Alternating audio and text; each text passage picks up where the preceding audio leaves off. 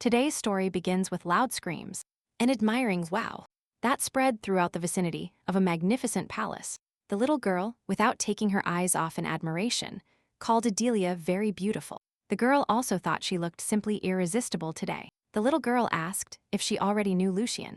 The older brother would faint upon seeing her, and the girl replied that not yet, because the engaged couple should not see each other before the wedding.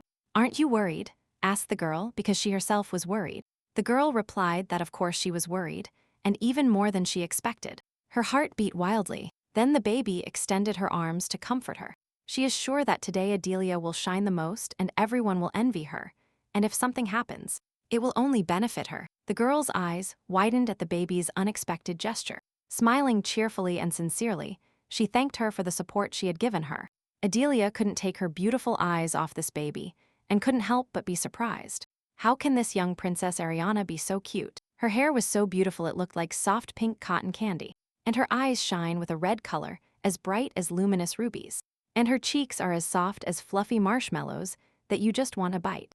Adelia still can't believe that she and Princess Ariana will soon become one family. It all seems like just a dream. Adelia and Ariana were having a pleasant conversation and having fun. Soon someone knocked on the door, which meant it was time to go. It was Adelia's long-awaited appearance, and she didn't look nervous at all. The grand hall was beautifully decorated, in honor of such a solemn and significant event. A red carpet was laid on the floor, and the thick scent of flowers floated in the air. The girls in this room whispered in a frenzy of admiration for the beauty of the emerging bride. The men were jealous that such beauty was not theirs. A tall, majestic man led his beautiful bride to the altar. This incredibly beautiful couple, attracting all eyes, approached the waiting priest. In the front row sat the most important guests, a dark-haired teenager, an older man with the same dark hair, and Ariana, who was the happiest. Adelia took a rather decisive step toward her family. "Let us begin the sacred wedding ceremony under God's protection," proclaimed the cleric. Adelia didn't expect to become the crown princess so soon. By the way, her husband is very handsome. Not that this surprised her. The girl smiled at her thoughts. Still, we are talking about this imperial family. Adelia felt like she was in a garden full of handsome flower boys and, while dreaming, she didn't hear the cleric ask her a question. The old man's delicate cough pulled the girl out of her reverie, and she screamed in fright. The future husband asked her to answer, and the cleric repeated the question. "Do you swear, Adelia Vita, to change your surname and take Lucian Callum Decrack as your lawful husband?" And the girl answered affirmatively. "Then, please sign this contract." The old man handed her the paper. She is no longer Adelia Vita, but Adelia Rebecca Decrack. Once a drop of blood sprinkles this contract, they will finally become husband and legal wife. A drop of the man's blood fell on the line with his name. Now it was the girl's turn to nod, and she extended her finger toward the special bird. A small prick appeared on her index finger, and a red drop. A bloody signature covered the name on the paper, but Adelia opened her eyes in shock. Where her name, Kim Bada, should have been Ritz, where did this name come from? Panic seized the girl, but as soon as she blinked, Adelia Rebecca Decrack was written on the paper again. What would happen? Adelia thought tensely, and if she were discovered. The ceremony continued, but the girl's thoughts were far away. She immediately disappeared without anyone noticing, and she tried to focus on the wedding. She closed her eyes, sorting out her feelings and the beating of her heart. Lucian Callum Decrack and Adelia Rebecca Decrack, husband and wife, blessed by God himself, resounded throughout the hall, and the girl opened her eyes. South Korea, year 2023. Kim Bada, a 28-year-old girl, worked as a developer at a small company. And one night, as usual, she stayed up late working in the office. Suddenly, a drop of blood fell on the keyboard, then a second, a third. The girl didn't understand what happened, because her nose started bleeding out of nowhere. Then the whole world blurred, and the girl fainted from exhaustion. And when she opened her eyes, she became Adelia Vita, a minor character destined to die in her favorite novel, The Princess Preparation Diaries. No way, I can't believe it. The girl stared dumbfounded at her face in the mirror. I am Adelia, the same Adelia who dies of cardiac arrest without a single line of dialogue. She is not just a side character, but someone who is destined to die, and unimportant to the story. The Princess Prep Diaries is not supposed to be a happy story about a princess loved by her family. Of all the characters, why was she destined to wake up as Adelia? It seems she will die as soon as she is reborn. The girl's hands crumpled the sheets with impotent anger. This is why it's always like this in her life. Why? Why is it always her? They were unanswered questions, but she didn't want to die. The girl resolutely refused to face another miserable death. Calm down, Kimbata. She told herself, it's not time to be depressed. She quickly got out of bed and approached the table. It's unclear how everything happened, but she needs to write down the story before she forgets it. Without a second thought, the girl opened the notebook and picked up the pen. The Crack Empire, a divine force, an evil genius. She tried not to miss anything, while at the same time thinking there must be a way out. Suddenly, an idea occurred to her. In the original story, the villain had incredible power, the greatest in this world. White magic. If only she could use it. She wants to live. She wants to live at least once for her own happiness, even if it's in someone else's body. Adelia trusts that she can find this strength and will definitely seize her chance in life. So, in order to survive, the girl decided to seize the white magic before the villain of the story. In the middle of the night, with the moon shining brightly, she went to a mysterious place. This is the place described in the novel. Step by step, the girl walked through the entire cave, and she bumped into the wall. This was the end of the cave, but she is sure that the villain in the novel spoke of this place. I want to find an ability that combines the greatest power of light and the source of all power on earth, he said. There was a deafening roar, and a door appeared right in front of her, as if woven from bright sunlight. Who are you? A question was heard from behind the door, and the girl replied that she was Adelia Vita, although the voice seemed strange to her in the first few seconds. It's strange, the voice continued. It seems there is something else in you. As she thought, the guardian of light can see a person's true essence. Two huge, sinister yellow eyes appeared right in front of the girl. Kimbata, said the voice, and the girl clenched her fists. But she had already prepared for everything. She had nothing to fear, so she calmly replied that that was her original name. The guardian was surprised. 2 names, perhaps she was blessed by the Lord himself. But the girl defiantly replied that perhaps he would understand this as soon as he met her in person, which obviously interested him, as the guardian allowed her to enter. And the door opened heavily. The girl took a few steps forward, surprised by the sight that greeted her. Throughout the great hall, here and there, were piles of gold, jewels, and other valuable items. And in the middle rested a holy sword. The girl couldn't hide her exclamation of surprise. Wow, I wonder how much money is here. Are you more interested in these simple gold coins than in the holy sword? Or in me? The guardian asked with disdain. What a stupid little man after these words. The girl's eyes opened with a bright light and surprise. A huge, shining golden wolf was in front of her. Well, what else did you expect from a person? She asked the guardian with a bit of irony, and the wolf continued to say that it had been too long since it last met any people. I am a creature known as the guardian of light. What brought you here? He asked the girl. Come on, replied Adelia quietly. You already know why I'm here. Guardian of light, she said, smiling and extending her hand. Please grant me white magic. No one can choose their parents, and she was no exception. Her mother died giving birth to her, and her father blamed her for everything and constantly raised his hand against her, calling her a parasite. Every day was hell, and the Princess Preparation Diaries was the only ray of hope that kept her from giving up. The main character had a wonderful life. Everyone loved her. Little Kimbata clung to the hope that maybe someday she could live like a princess. But her life was cut short so absurdly. And when she miraculously woke up in the body of the heroine of her favorite story, she thought God had finally given her a chance. She believed she could live at least once a normal life in a loving family. And her faith in this grew more and more every day. Exactly until the moment she discovered that the owner of this body lived the same terrible life she did. Amelia lost her biological mother, Countess Vita, at an early age. And after the Count brought home his mistress and her children, she became a supporting character. Abused by her family, they beat her so that no traces were left. And even Count Vita asked the family to make sure that no traces remained before playing with the girl. Otherwise, they couldn't sell her. Little Adelia was treated very badly. A life full of abuse ended in a miserable death. Such was the fate of Adelia Vita. But if she obtains white magic, she can live the life she wants even in such a body. No, interrupted the guardian, you cannot obtain white magic. Adelia did not expect such a categorical answer. The guardian continued, do you really think you can actually accept white magic in your current physical state? It's impossible. The girl began to assert that she could, if only he would give her a chance. "No, you cannot," said the guardian firmly, "so stop wasting my time. And leave, and never meddle here again." Adelia couldn't believe she wasn't capable of accepting white magic, and that she had to leave, because they didn't even let her try, but already asked her to give up. She never had a single chance. She was always born weak, always too young. Powerless, the realization that she could never do anything fell upon the girl, like a dark veil. But now there is a possibility, and it is within arm's reach. Am I going to give up just like that? The girl firmly decided. The guardian of light, watching her thoughts with interest, exhaled heavily. It seemed the stupid little man, with a vulnerable heart, believed his fragile body was suitable for white magic. No, forget strength. Otherwise, you will just die from the side effects. In short, a weakling like you, the guardian began.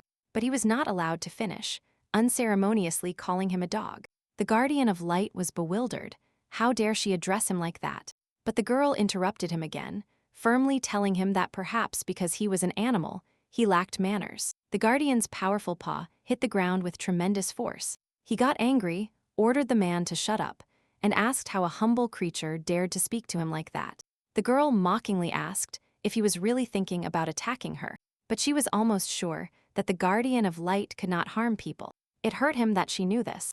The guardian of light is an immortal being who protects the power of white magic. From the beginning, it was created with the understanding that it could not harm people. Any fan of the novel knows this simple fact, thought the girl, and confidently invited the guardian to try if he wanted to. The wolf couldn't believe that the person who entered here for the first time in the last 300 years turned out to be such an arrogant fool who probably needed white magic for his stupid reasons. "I'm going to die soon," she heard, and her ears involuntarily perked up, ready to listen. Adelia didn't even have the power to escape this fate, so she just wants to try to extend her life with white magic, and maybe get revenge on a few more humans along the way. Everyone who came before gave different reasons. Unite the whole world, become a god, and rule everything, build a new empire. But her reason seems the most realistic and honest he has ever heard. "And one more thing," added the girl. "I will achieve such authority that it will free me from all the scornful gazes upon me so that I can live as I wish." And when the guardian asked if she wanted to gain the throne, Adelia explained that while she planned to temporarily be part of the imperial family, that wasn't the authority she planned to obtain. She means something that everyone equally respects: money. She no longer wants to be miserably used or treated like an object. Now Adelia will start living happily and doing what she wants. The guardian liked her ambition, but asked what she would offer in return for white magic. He has been imprisoned here forever, protecting white magic, so he must be interested in the outside world. Adelia thought, and said that this would probably be the best thing she had received. She will allow him to see her memories, because no one in this world can see her memories. Growling in disdain, the guardian invited her to look around. This is what people offered in exchange for white magic, and she offered him some kind of memories.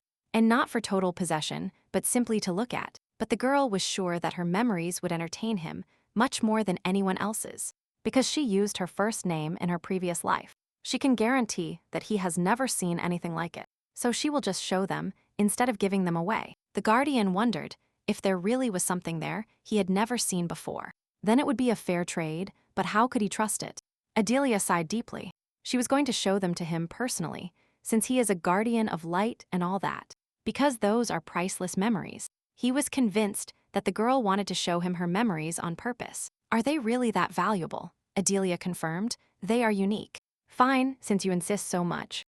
The guardian even wagged his tail with pleasure and seemed to blush a little. "But remember," he warned the girl, "white magic has the power of purification, and you can use it like ordinary magic, especially for healing and protection. However, you are different from other people, so there will be side effects."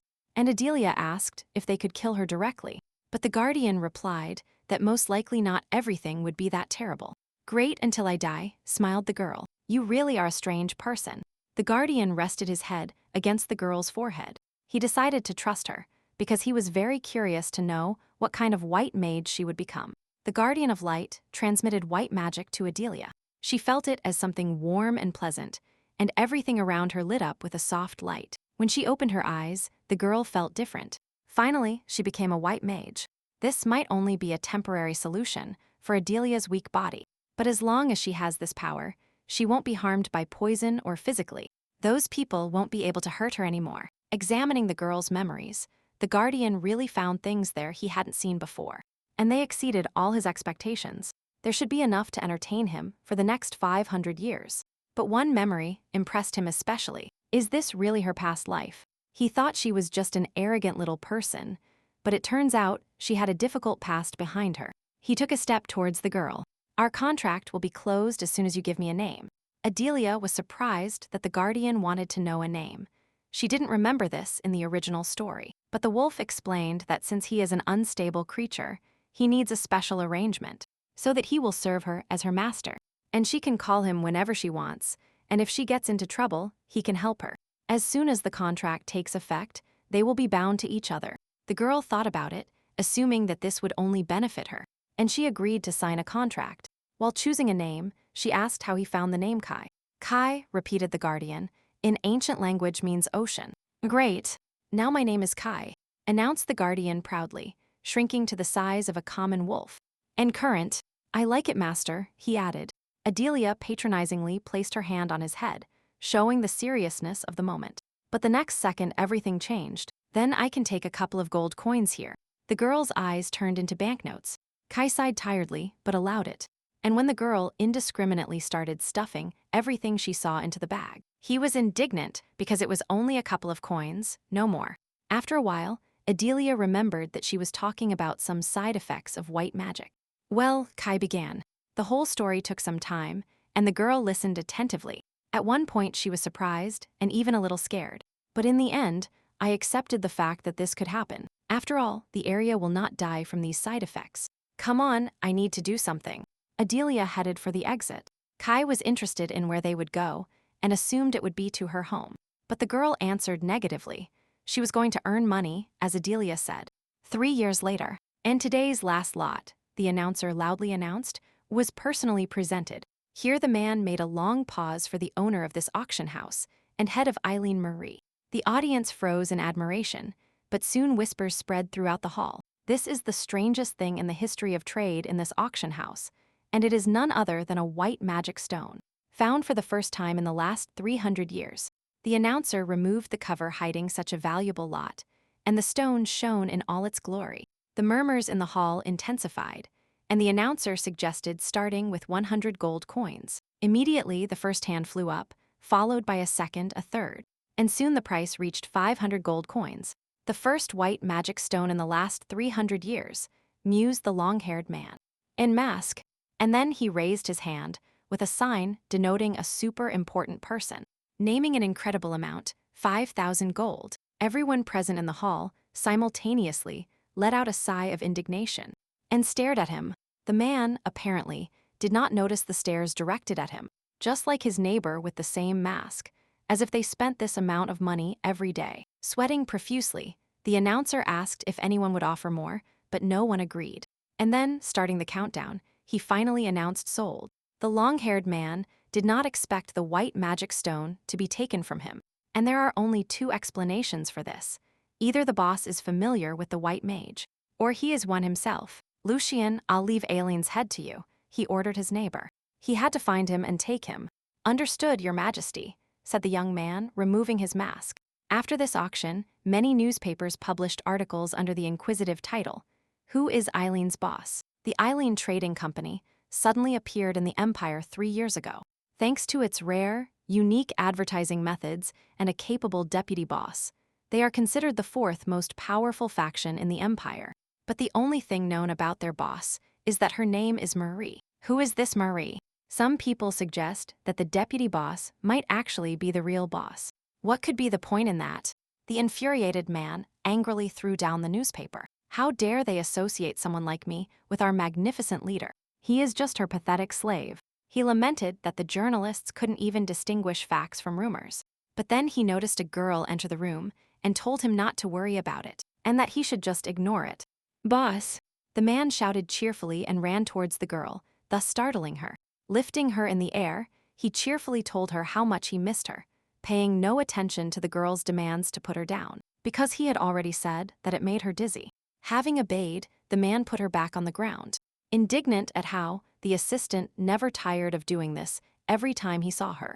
The girl tried to catch her breath and heard his delight that just one look at her brought him so much joy. Adelia took off her cloak, sat down at the table, and asked how the auction went.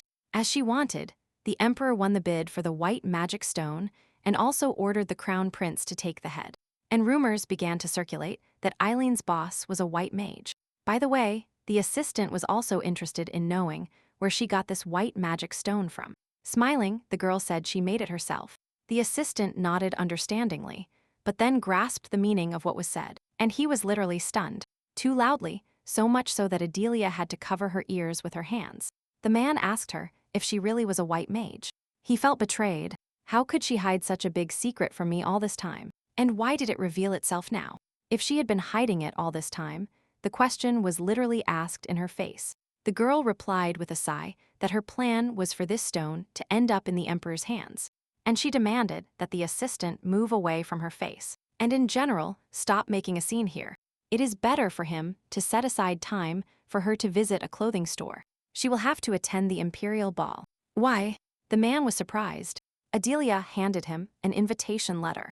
The purpose of the upcoming ball is to choose the future crown princess, so only high-ranking nobles can attend the ball. Wait a minute. The man slowly understood the meaning of what was happening. Are you really a noblewoman? Yes, Adelia was indeed a noblewoman, a count's daughter, to be precise. It seemed to her that she was telling this to the assistant, but his whole demeanor indicated that he was hearing about this for the first time, and he was quite surprised.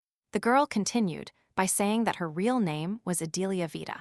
The man remembered that Vita is the family to which his company regularly sends money, and the girl froze, cautious. They owe so much money that they won't be able to repay it even with all their combined assets. In fact, it seemed strange to her that the boss never asked them to return even a single cent. And now it is clear to him that it is because they are her family. Adelia let him think what he wanted and rushed him to schedule a visit to the store under her real name. But the assistant had one more question, which the girl didn't really like. Noticing her cold look, he got a little embarrassed and promised that it was really the last one.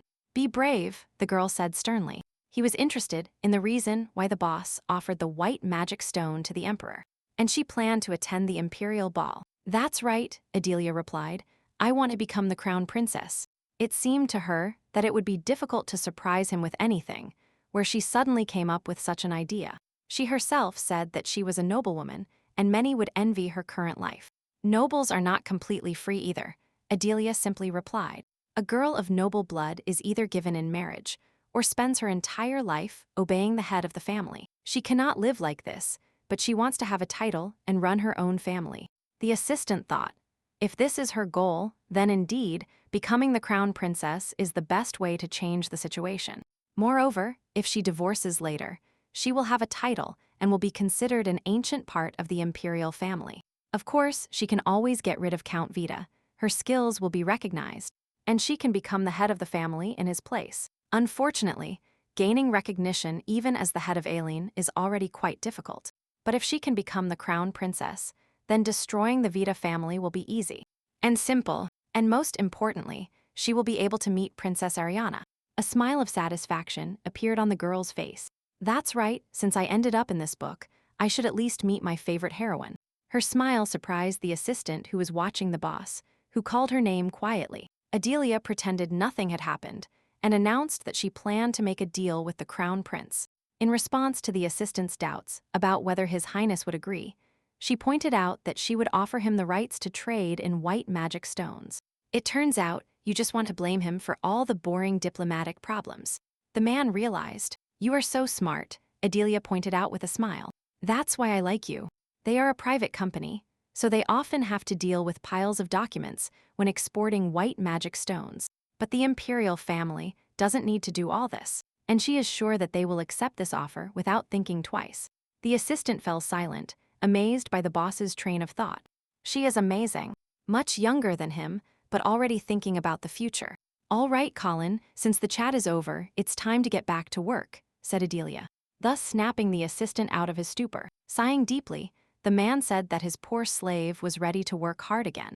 It will be interesting to see how this company develops. He is even a little scared to think about all this. There was commotion in the office, and mountains of books and documents were piled up.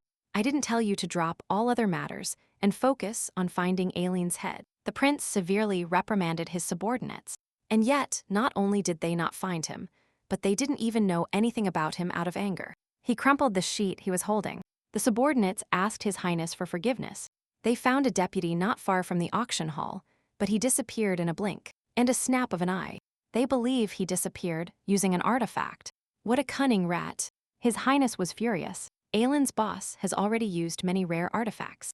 This means that next to him, there is definitely a white mage who knows how to create these very artifacts. Now it is clear how he manages to hide every time. The last white mage was the first emperor of Crack, thanks to whom prosperity reigned on the continent. And now, 300 years later, another white mage has appeared, which means he will also have a big impact on the entire empire. The imperial family must find him first, and to make sure he is on their side, they will have to make him an imperial mage. But the knights reported something else. The rumor that Aelin's boss is a white mage has already spread across the entire continent. Now not only the people of Dekrak are looking for him, but residents of other empires are also looking for him. Soon riots will begin, mused the prince. He gave the order to continue the search. They must find the white mage before the enemies do. It doesn't matter if they try to attract him to their side or threaten him. This mage must be on their side. And if all else fails, then he will have to kill. Yes, Your Highness, reported the men and bowed. Then they left, leaving the prince alone in the room. In his opinion, it would be easier if a mage could be bought like nobles. Looking at the white stone bought at auction, he thought that the principles of the white mage only made their lives more difficult. He swore to himself that this time he would look this great white mage in the face. The day of the imperial ball has come. Adelia stood aside and watched the Vita family gather. Lobelia Vita, the second daughter of Count Vita, spun in front of her father and asked how she looked, and if she could attract the attention of the crown prince. The count assured that his dear Lobelia would be the first beauty at the ball, to which his wife asked how Adelia looked. The count replied that his daughter was so beautiful only because she resembled her mother in everything. You got ready early, Adelia noted, thereby drawing the count's attention to the fact that she had also arrived. Lobelia, like her mother, Countess Vita, were not very pleased with Adelia's appearance or the fact that she was also going to the ball with them, and they only hoped that she would not disgrace their family, at which the girl could only helplessly clench her fists, forced to listen to this directed at her. But the most unpleasant words were uttered by the count, pointing out that the girl looked better than the last time they met and, apparently, he could gain more from her than he expected. Adelia remembered that around this time, according to the book's plot, her heroine was sold to some old count. Get in the last carriage, don't disgrace us at the ball, just sit quietly in a corner, said the count with disgust. The girl obediently agreed. She just needed to be patient. It was better not to attract attention.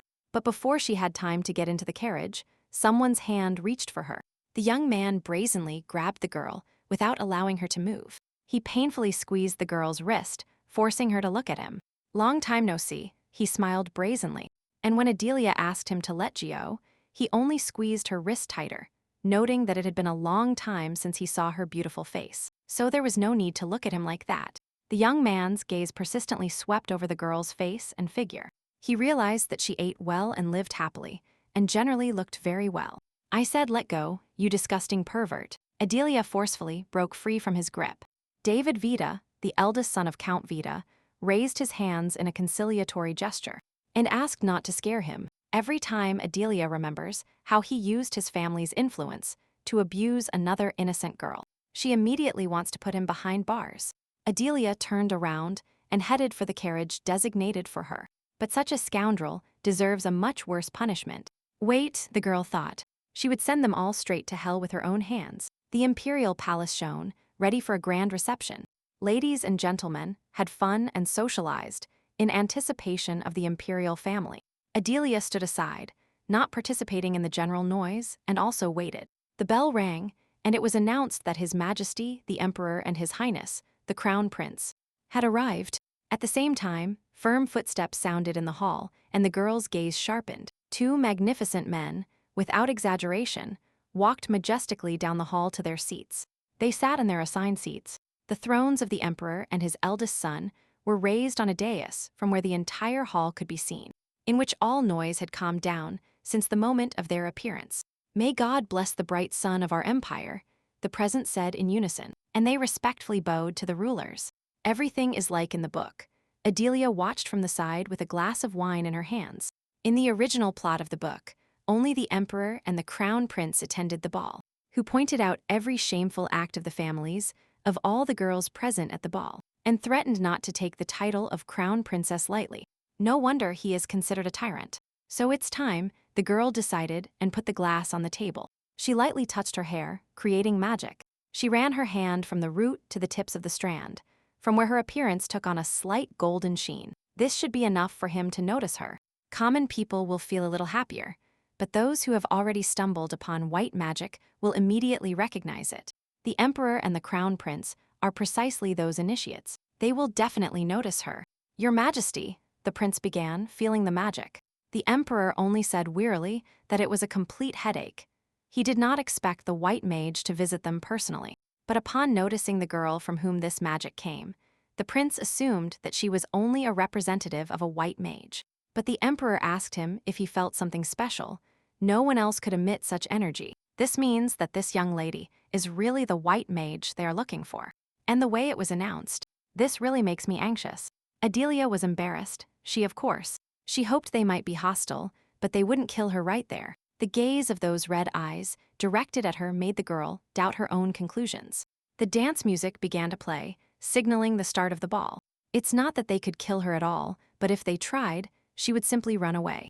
With the most carefree look possible, Adelia waved her hand slightly, inviting the prince to join her in the dance. And such frivolous behavior surprised the prince with its insolence. But he still got up from his seat and walked down to the hall, approaching the secluded girl step by step. "Miss, would you do me the honor of your first dance?" asked the prince gallantly to the girl. Holding out his hand to her, she lowered her eyes, very happy that everything was going as she had planned. And smiling, she extended her hand in response, happily accepting the invitation. The prince and a girl unknown to everyone in the hall were about to start dancing. "Who is she that the crown prince personally invited her to dance?" whispered the ladies. "Which family is she from? No one has seen her before," questioned the knights. Ignoring the noise around them, the prince placed his hand on the girl's waist, and she in turn placed her hand on his chest. The couple was ready to start dancing. The conductor waved his baton, signaling the start of the melody.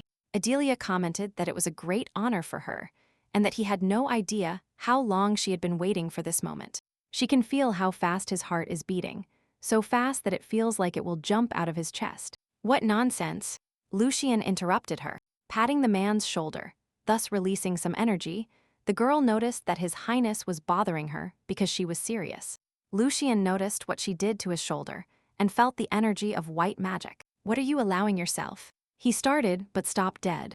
The next moment, Adelia touched his heart with magic. The prince didn't immediately understand what had happened, but his body seemed to become lighter, and he realized that it was the power of white magic. The girl asked him if he felt happier. "What does all this mean?"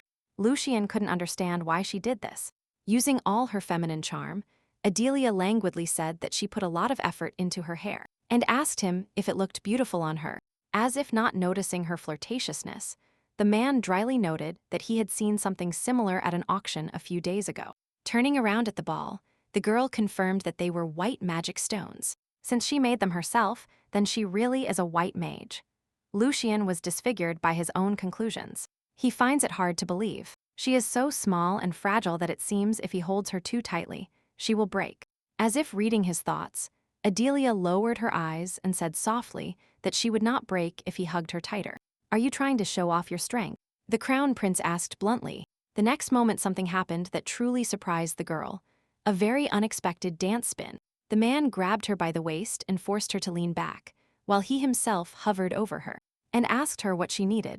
Regaining her composure, Adelia smiled and asked why they didn't find a more private place to discuss this. But the prince didn't like it. He thought she was crazy if she dared to ask for a personal meeting with the crown prince. Ignoring his unfriendly tone, the girl continued to dance and noticed that there were many people around. It would be stupid of her to show her true strength in front of everyone.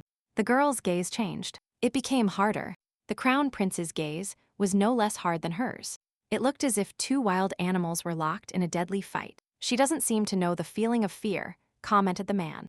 But Adelia replied that she only wanted to offer him a fair deal and that she had nothing to fear. An elegant red wine in a glass shimmers with ruby hues, like a living work of art. The emperor, with a glass in his hand, watched his own son and an unknown girl attentively. All feelings and emotions are visible on Lucian's face. He still has to learn. And learn. At the same time, even though she looks younger than Lucian, Milady behaves much more reservedly. She clearly has talent. His Majesty found this very interesting. The same cannot be said for Adelia. She felt in her skin that the rulers had been staring at her for too long, and they would soon make a hole in her. Maybe she shouldn't have provoked him, the girl wondered, and what if she really tried to kill her?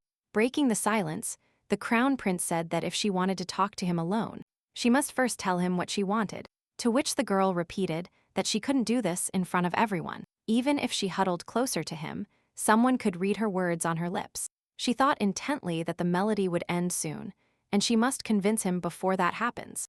Adelia assured the prince that he would lose nothing if he accepted her proposal, and she noticed that the dance was coming to an end. He could really let her go so easily. With a final dance move, Lucian returned the girl to the ground. "All right," the prince said, "I can also guarantee something."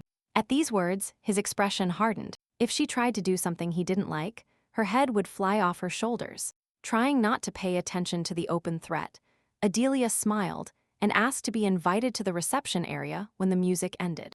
"It's a shame your dance was so short," the girl said, and thanked the prince with a bow. Lucian also regretted it and took the girl's hand in his. Bending slightly towards the girl, he brought the palm of his hand to his lips and solemnly asked her to give him a little more of her precious time. He would like to invite her to the reception room. It seemed like the prince said this to the girl, but everyone around heard it, and immediately exclamations of surprise echoed throughout the hall. "It would be an honor for me, Your Highness," said Adelia, blushing. And looking down like a true gentleman, Lucian offered his hand to the girl and offered to take her to the reception area. Having let the girl go ahead, the prince subtly shook his head, inviting the emperor to Heir. With him, who in turn also nodded subtly. "The hero of the occasion is gone, so there's no point in me staying," announced the ruler, rising from the throne. Then he left the hall with measured steps. As soon as the door slammed shut behind the ruler, there was a noise in the hall. Ladies and gentlemen were indignant. Who is this girl? For no one had seen her before. Whose daughter is she? Maybe they know each other. But most of all, a girl in a colorful dress was indignant and even angry. She ran to her father and asked what all that meant, and why Adelia was dancing with the crown prince, and why she had received an invitation to the hall. Countess Vita also ran to her husband and asked what this girl was doing. But the count thought deeply. He assumed that the best option would be to make Adelia the passion of Count Karl. But he didn't expect the crown prince to like her. He thought she was a stupid fool, but it turns out she can be useful, if things go well with them. Then the count himself will have the opportunity to get closer to the emperor. When this girl gets close to the prince, no matter what happens to her, money will not stop flowing into his pocket. An incredible profit, although he doubts Adelia can surpass the concubine. Lobelia loudly and hysterically demanded an answer from her father, waving her arms. At some point, her hand was grabbed tightly. "Shut your mouth," ordered the count, tightly squeezing her slender wrist.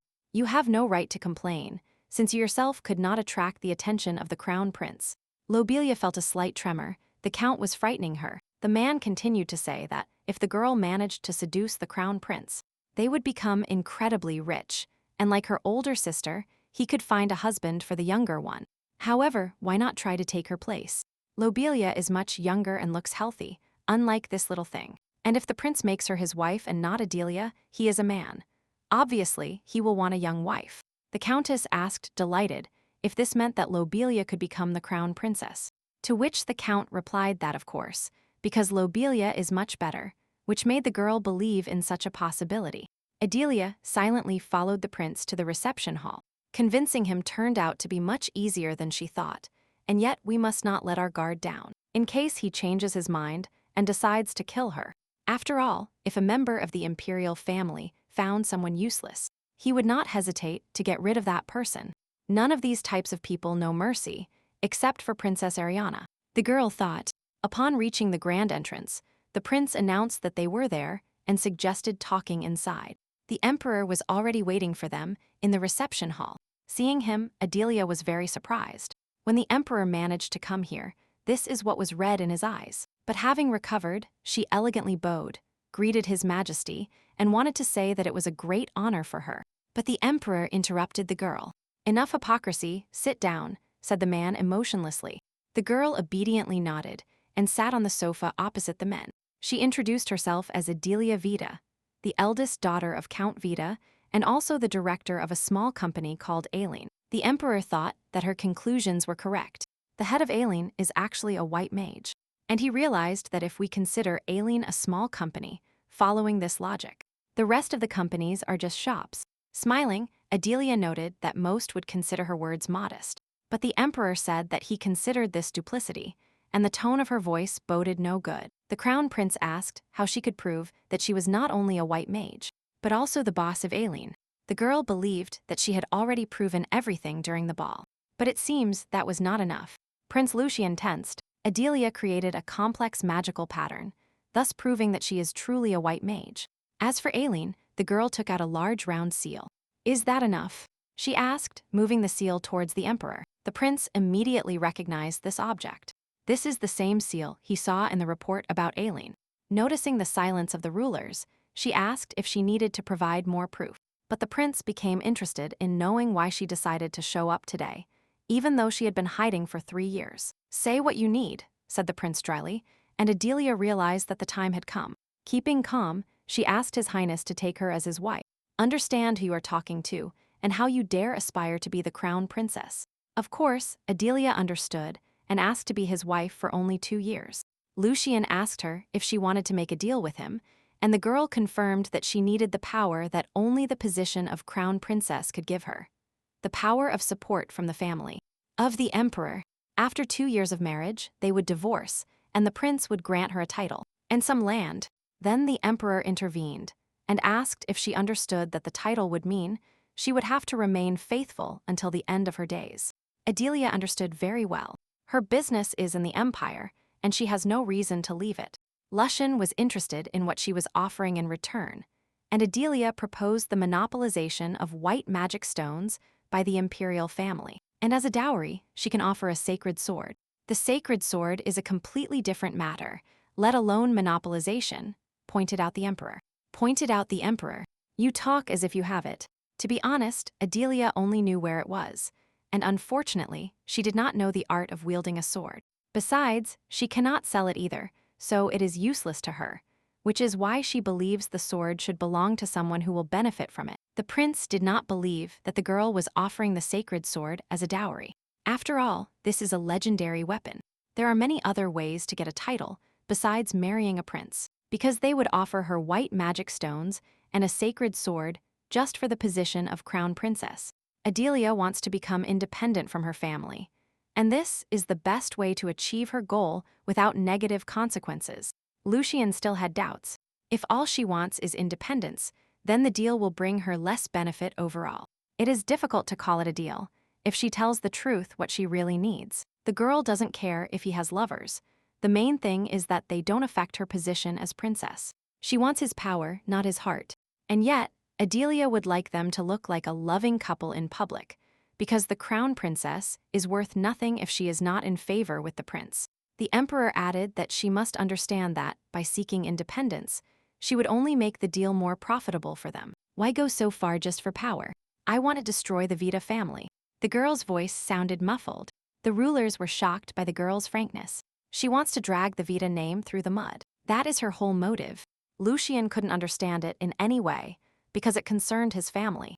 But the wise emperor wanted to listen to the girl. Adelia said that her family brought her a lot of suffering. That's why she would like to take revenge on them personally, because the only person who can protect her is herself. Lucian had no plans to marry, so he loses nothing, but still. Adelia nervously fiddled with her hands crossed over her knees. The prince waited too long to answer. She had really mentioned the white magic stones and the sacred sword too early. She doubted that the crown prince understood her situation. If he rejects her now, her entire plan will be ruined. She has no other choice. She will have to show the prince her ace up her sleeve. The girl stood up from her seat and unfastened her cloak. "I think you will understand if you see it for yourself," she said. The men, involuntarily seeing the girl begin to undress, were indignant at what she was doing. because she was a noble lady. But Adelia didn't listen to them. Instead, she threw her long hair to one side, exposing her back. And what they saw horrified them. On the fragile girl's back, there were large and ugly scars. These scars were left by the people who call themselves my family, Adelia said softly. The emperor and the prince stared in surprise at what the girl revealed to them. The longest scar was left by her stepmother when she was 7 years old at 11. Her younger sister left a burn under the scar, out of pure interest. Lucian couldn't take his eyes off her. Adelia spoke much more about the atrocities of her family, but the men did not say a word. What are you trying to achieve with this? Do you want to awaken pity? Finally asked the emperor wearily. But that was not what the girl was trying to achieve. It seemed to her that they doubted her intentions, which is why she was offering in return. Lucian's marriage will not put her in a difficult situation, but the girl's whim is very unexpected and not so easy to fulfill. Adelia is only showing them how much she wants to achieve her goal. She wants to make the lives of these people a living hell. The girl's voice gained strength in anticipation of revenge. They will suffer too, 3 times more than her when they made fun of her. But then the prince interrupted her passionate speech. The crown prince abruptly rose from his seat, which greatly surprised the girl. Then the man's hand reached out to the girl. Lucian draped a cloak over her shoulders and replied that she had proven her words and that she could stop. Adelia looked at the man in surprise. He really felt sorry for her, or she reminded him of Princess Ariana because she is very kind to her. Then, turning to the emperor, she told him that if she signs the contract, he himself sees no reason to refuse. Do as you wish, replied the emperor, raising his glass. Several hours passed, during which they discussed all the points of the contract, and Adelia asked for permission to move into the palace as soon as possible. Lucian promised to send the carriage with the knight to the Vita estate tomorrow, and for now, she will live in the guest room. The girl was surprised that everything happened so quickly, but she was also happy. The prince concluded that they would certify the contract legally and magically. It would be best to legalize the transaction to avoid problems in the future. Adelia bowed respectfully and realized that the prince still didn't trust her. One careless step, and her plan would fail. I will look forward to our wedding, the girl said coldly. She must not let her guard down. The next morning at the Vita estate, Lobelia burst into the room without knocking. Raising her voice from the threshold, "What kind of trick did you pull yesterday?" the girl asked her sister hysterically. Adelia, who woke up from these shouts, calmly noted that she had no instructions teaching her how to burst into other people's rooms in the morning, and without knocking. But Lobelia roughly pushed the girl and continued shouting, demanding that she immediately tell her what she had done. What nonsense! Why did the crown prince invite her to a private meeting? Adelia was starting to be annoyed by her sister's nuisance. That's why she wants to get out of here as soon as possible. Can't Lobelia remain silent for at least one day? Are you ignoring me? Hysterically said Lobelia, dissatisfied with the girl's silence. Answer immediately. But Adelia was not going to answer her. Why would she? She demanded that she stop shouting and leave her room. Lobelia screamed as if she were crazy, as if she dared to speak to her like that. She is not happy when Adelia remains silent when she speaks. She also doesn't like what she wants from her. She is jealous of me. She suddenly asked her sister, which left her dumbfounded, and she stuttered and asked what she had just said. The crown prince didn't even look at her, and Adelia danced with him and even spoke privately. She was going crazy because of this. After this, Lobelia literally trembled with anger. Of course, she understands perfectly, Adelia smiled. Lobelia's health has improved. Yes, and she is more beautiful and younger than Adelia, but the prince still chose her. Cheap! Lobelia screamed in rage and raised her hand with the intention of hitting her sister. But there was no blow. What is going on here? A severe male voice was heard, dissatisfied with being interrupted. Lobelia Vita, her face contorted with anger, turned towards the door. Right next to the door were 5 imperial knights in white uniforms. Retracting her already raised hand, she nervously asked who they were and how they dared to enter the estate. My name is Dawn. I am the head of the Imperial Guard, said the chief, arrogantly looking at the girl. We came here by order of the crown prince. But the most important thing now is that he asked her a question about what she had just done, and Lobelia became very frightened. But Adelia answered his question and asked him not to worry. It was just a small fight between sisters. She was glad that His Highness had sent this knight and asked him to step aside for a moment. After all, she was still in her nightgown. Dawn, as well as the guards behind him, instantly lowered their eyes. and they turned red at the same time as they apologized. In fact, Adelia noticed the distinctive mark on the chest of the main knight. She did not expect the prince to send the youngest head of the Imperial Guard, although he promised to send the carriage with the knight to the Vita estate the next day. It is nice that the crown prince keeps his promises so clearly. Don Creder is the youngest head of the Imperial Guard in history, in addition to being the right-hand man of the crown prince, which brings him close to the imperial family. And the fact that it was Don who was sent means that the prince is more favorable to her than Adelia expected. The girl put a robe over her nightgown, turned around, and allowed the men to raise their heads. At the sound in her room, the entire Vita family appeared, interested in what was happening here. At that moment, the knights decided to pay their respects to Adelia, so they all knelt before the girl at once. I, Don Creder, head of the Imperial Guard, have come to escort Miss Adelia Vita by order of the Crown Prince, said the man formally. From now on, Lady Adelia will be treated as the Crown Princess. These words impressed all members of the Vita family. Without exception, Lobelia almost burst with anger.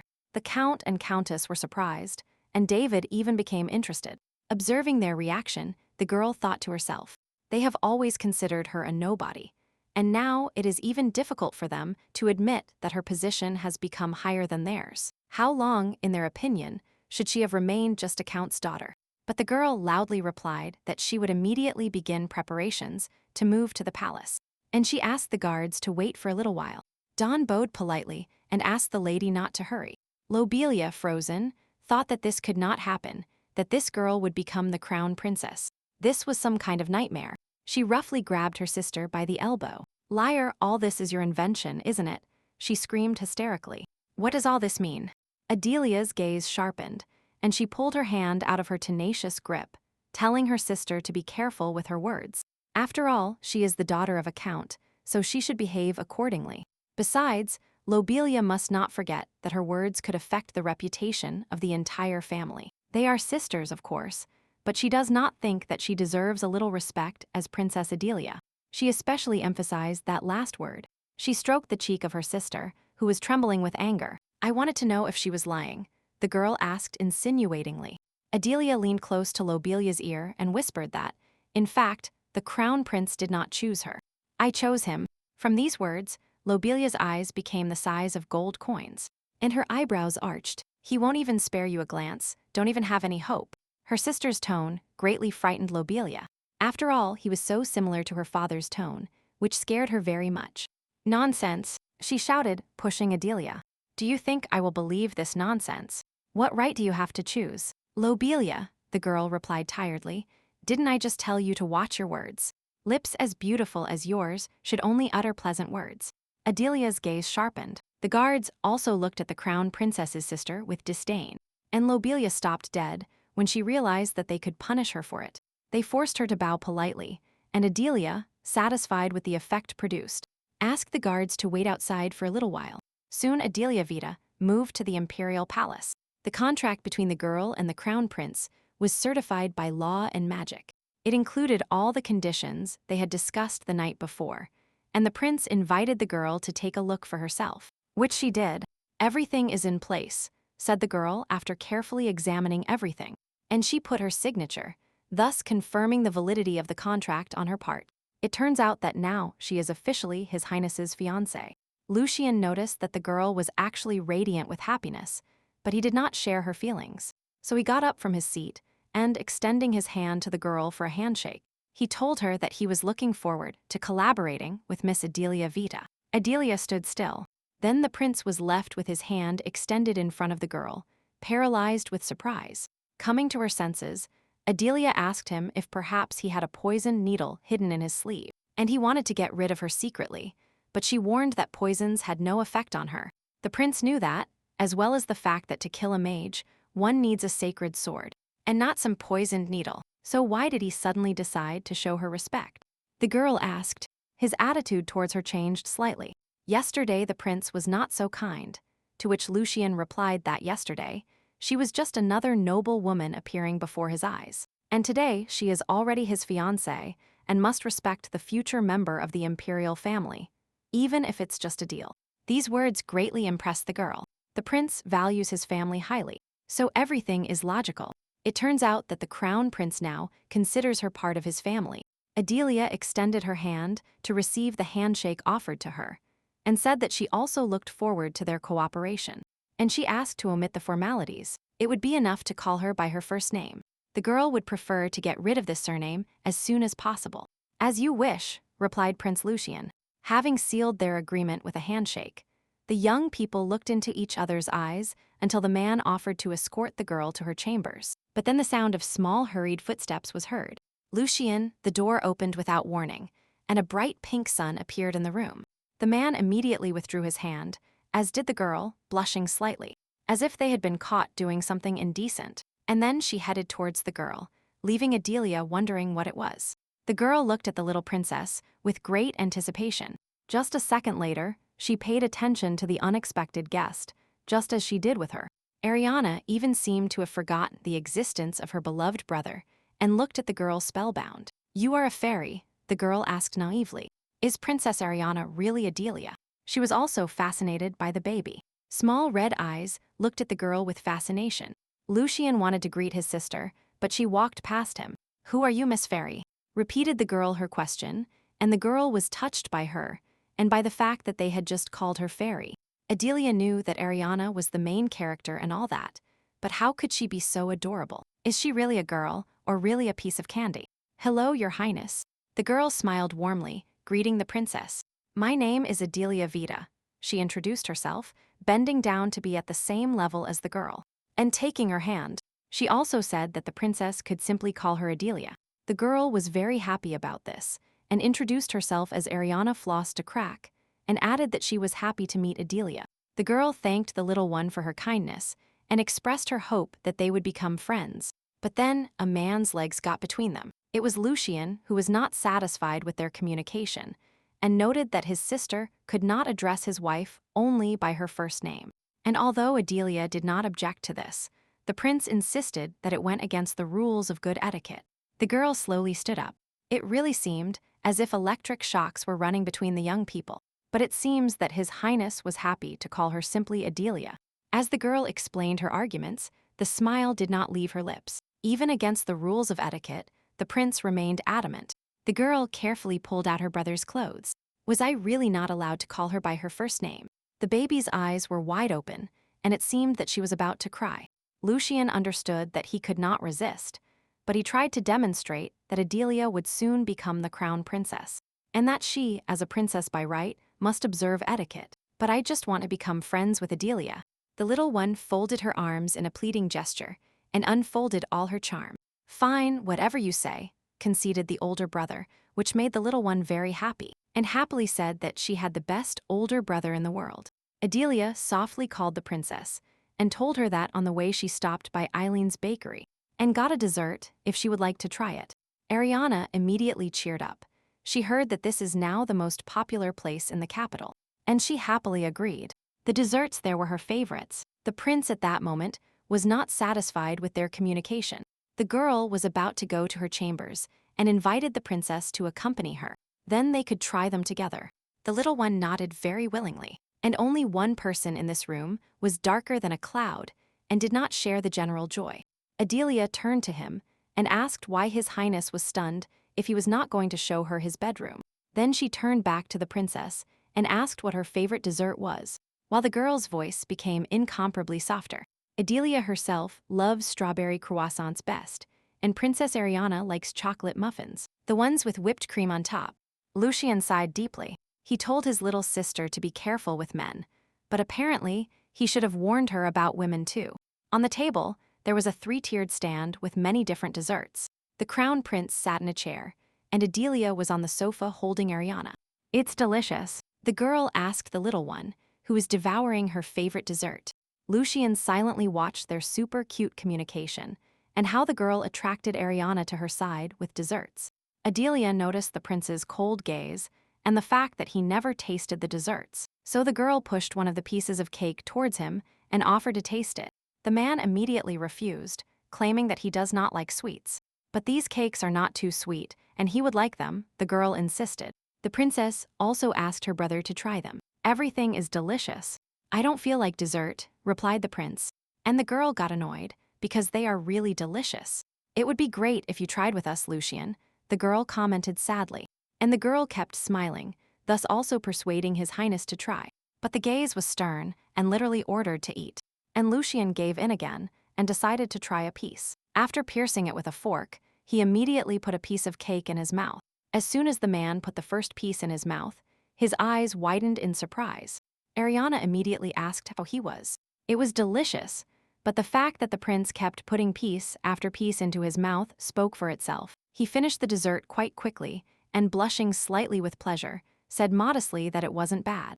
Adelia and the baby tenderly commented that the prince was very modest, and that they had never seen such an expression on his face. Whereupon, the man returned to his previous mood. He did not expect them to get along so well. When they talked yesterday in the hall, Adelia was very cruel in her comments about her own family, and it seemed to him that her family had caused her a lot of trauma, especially those terrible scars. Lucian was worried that she might be jealous of Ariana, who had known nothing but love in life. Fortunately, his fears were not justified, but it could be that she was only pretending. Soon all the desserts were eaten, and the plates were empty. Ariana thought she had eaten all the desserts from Aileen's bakery, but today she tasted many that she had never heard of before, to which Adelia noted that she only brought new desserts and whispered that Aileen was under her leadership, so that she could try all the new products from the bakery first. The fork fell from the girl's hands. Oh, you're the boss of Aileen?" asked the girl, loudly and surprised. "But this is a secret," added the girl, "and I hope the princess doesn't tell anyone." Ariana immediately confirmed, adding that she could be trusted. "You won't hide that you're a white mage anymore?" asked the prince. Despite all the threats that rained down on her for 3 years, she never appeared in public. Adelia patted the little girl's head and said that it was fashionable to trust His Highness. Besides, the entire continent already knows the rumors that Aileen's boss is a white mage. And this rumor is true. Lucian wondered why she didn't deny it, suggesting that it was to increase the value of the company. But the girl replied that she was already worth enough. She wants to achieve the commercialization of white magic stones in the empire. And what she said next greatly surprised the crown prince.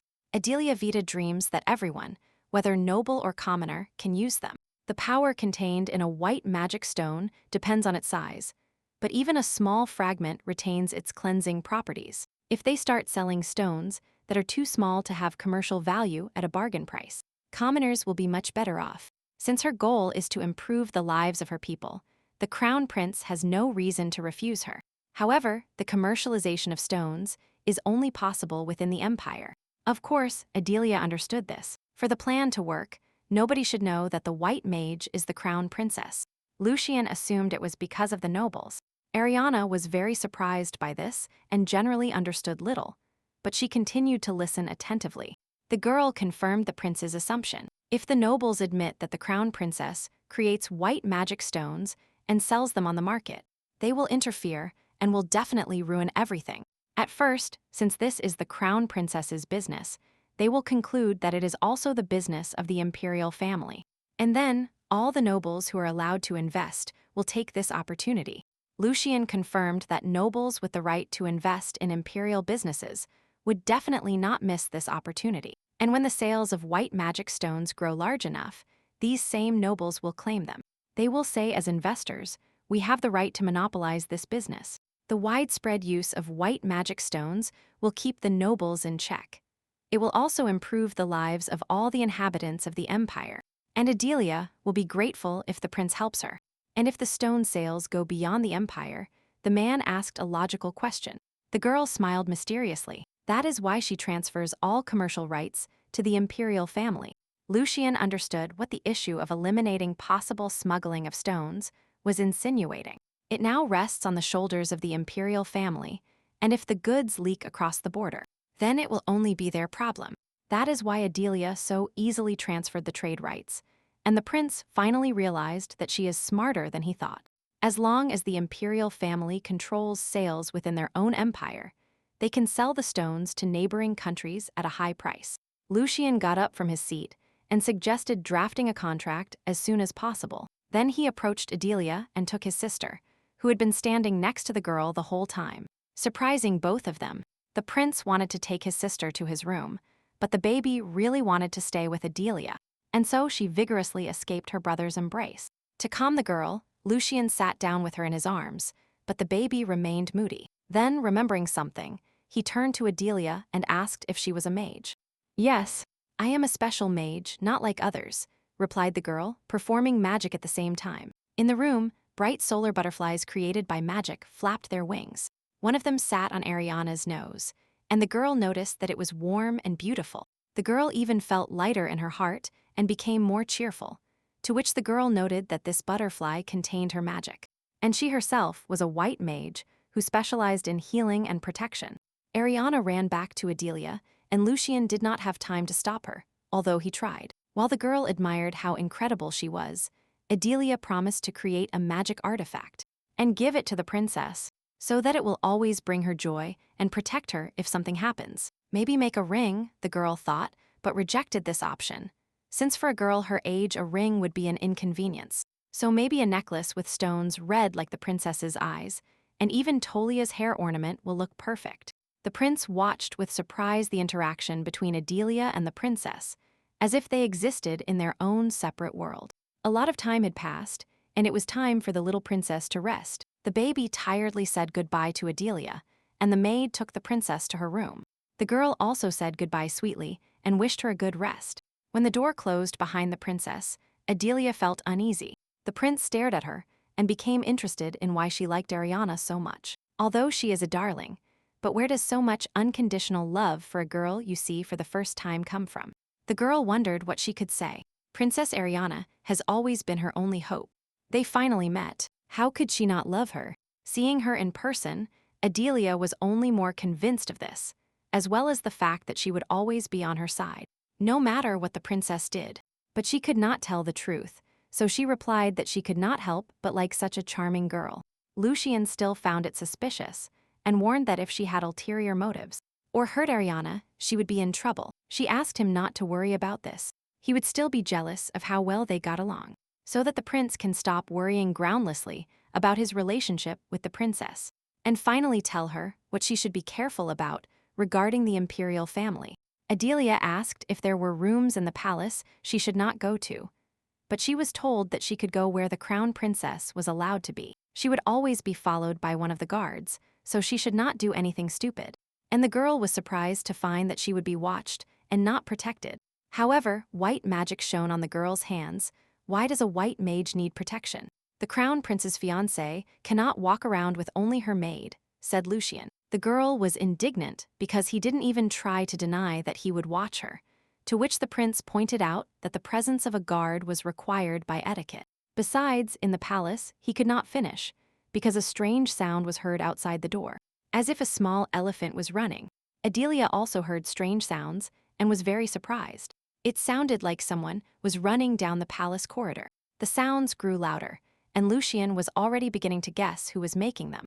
"Lucian," the child burst noisily and unceremoniously into the room. "You are really getting married." He experienced very intense emotions, and besides, he was out of breath from running.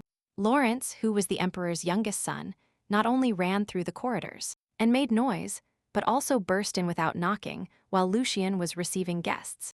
The older brother's tone frightened the younger brother, and the man continued to scold the child, pointing out that he needed more etiquette lessons because he was behaving like a child, even worse than Ariana. Stammering, the boy tried to explain that he was in shock.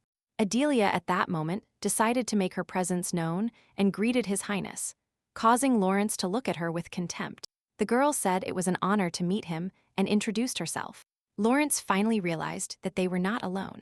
The boy, who had almost been crying before, suddenly asked what that bag of bones was. "She's not even that beautiful, there's nothing special about her." He snorted. His brother was not going to marry her. What did this little thing Adelia just say? Mentally indignant. "I don't like hers," Lawrence said categorically, crossing his arms over his chest. Lucian asked severely where his manners had gone and demanded that he show respect to the girl and greet as expected, which frightened him again. The boy blushed slightly when he realized that he had acted ugly. "Hello," he said without looking at the girl and bowing slightly. "Hello, Your Highness," Adelia replied with all possible delicacy while smoothing her hair. Lawrence seemed to have an epiphany, because if you look closely, she is a little beautiful. but he immediately tried to get rid of the unexpected thought, so he vigorously shook his head. Remembering why he was here, the little prince turned again to his brother, indignant that he had experienced incredible shock when, upon returning from the house, he was immediately informed that he was getting married. He also uncompromisingly pointed his finger at the girl next to him, who was trying with all her might to maintain a friendly attitude. But the next second, she realized that she was again behaving inappropriately for her status. He asked more calmly how his brother could make such a decision without him, to which Lucian replied that he did not need his younger brother's opinion on his own marriage. "Didn't you hear what your father said?" the crown prince asked, which surprised the boy. Lucian, indignant, suggested that Lawrence had come here immediately after the house without even greeting his father. And the boy confirmed it, seeing how the younger brother asked the older one what his father should have told him. Adelia remembered that his nickname was Imperial Fool. Who came up with it is unknown. But it suits him. "This woman is a white mage," Lucian finally said, and the boy turned his head to the bewildered guest. And only after a couple of moments did the meaning of what his brother said reach him. "This ugly thing is a white mage," he shouted, forgetting decency again, pointing his finger at the girl, while she tried to remain calm and not pay attention to this rude little thing. Indeed, it was very slow to reach Prince Lawrence. But when he finally realized this, admiration appeared in his gaze. Adelia confirmed it, although she pointed out that Ariana had the same reaction and that they are indeed close relatives. "You probably want some proof," asked the girl by performing magic. Lawrence was enveloped in a warm golden glow, which he was literally hypnotized by. The small scratch on the boy's cheek healed immediately, just like the wound on the back of his hand. He no longer felt tired, and all his wounds had healed, which means this is white magic. It is different from holy powers and ordinary magic, but he still had scars. Lawrence pulled up his shirt sleeve, revealing his arm to the elbow. "Can white magic really only heal small wounds?" he asked. Adelia explained that this is not the case. White magic sometimes leaves scars because it does not function as healing. She thought it would be better for the priest to look at the large wounds, so she left the scars. But she would not leave him with lifelong scars, because His Highness is a very important person. "An important man," repeated the boy in surprise. All right, Lawrence agreed. "She is suitable, and your brother deserves such a capable wife." Agreed the little prince, and he asked what her name was, to which the girl introduced herself and asked to be called simply by her first name. "I don't care, Your Highness." She turned to the crown prince, and he realized it was useless to argue. And why ask her if she didn't care? In that case, Lawrence wanted to greet her again, but this time properly. Bowing slightly, he introduced himself as Lawrence Rivera de Crack. The girl also introduced herself formally and extended her hand for a handshake, still smiling and expressing the hope that they would get along well. Finally, night fell, and Adelia lay tiredly in her bed, thinking that everything was really different in the palace. But she is glad that she arrived so quickly, because that way she will get along faster with the palace residents, especially with these beauties Lawrence and Ariana. How charming can they be? The girl was moved as she recalled the recent events, but it's hard to believe that all of them, including the emperor and the crown prince, are from the same family.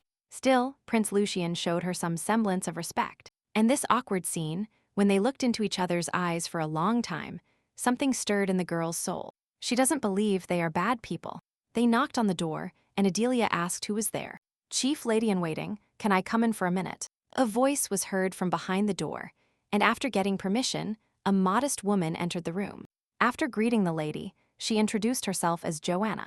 She was appointed my lady's confidant, so she was ordered to make sure the lady was comfortable, and also asked her to let her know if she needed anything. Adelia noticed that she did not need anything.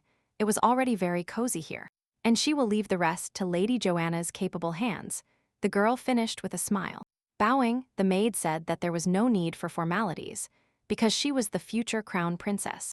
But Adelia knew that Lady Joanna was the crown prince's nanny, and that everyone who was important to His Highness was important to her too. The chief lady-in-waiting's face softened slightly when the girl asked to be allowed to pay her respects this way. Adelia knew Lady Joanna's fate from the book. The Empress brought her to the palace, and it would be beneficial to maintain a good relationship with her.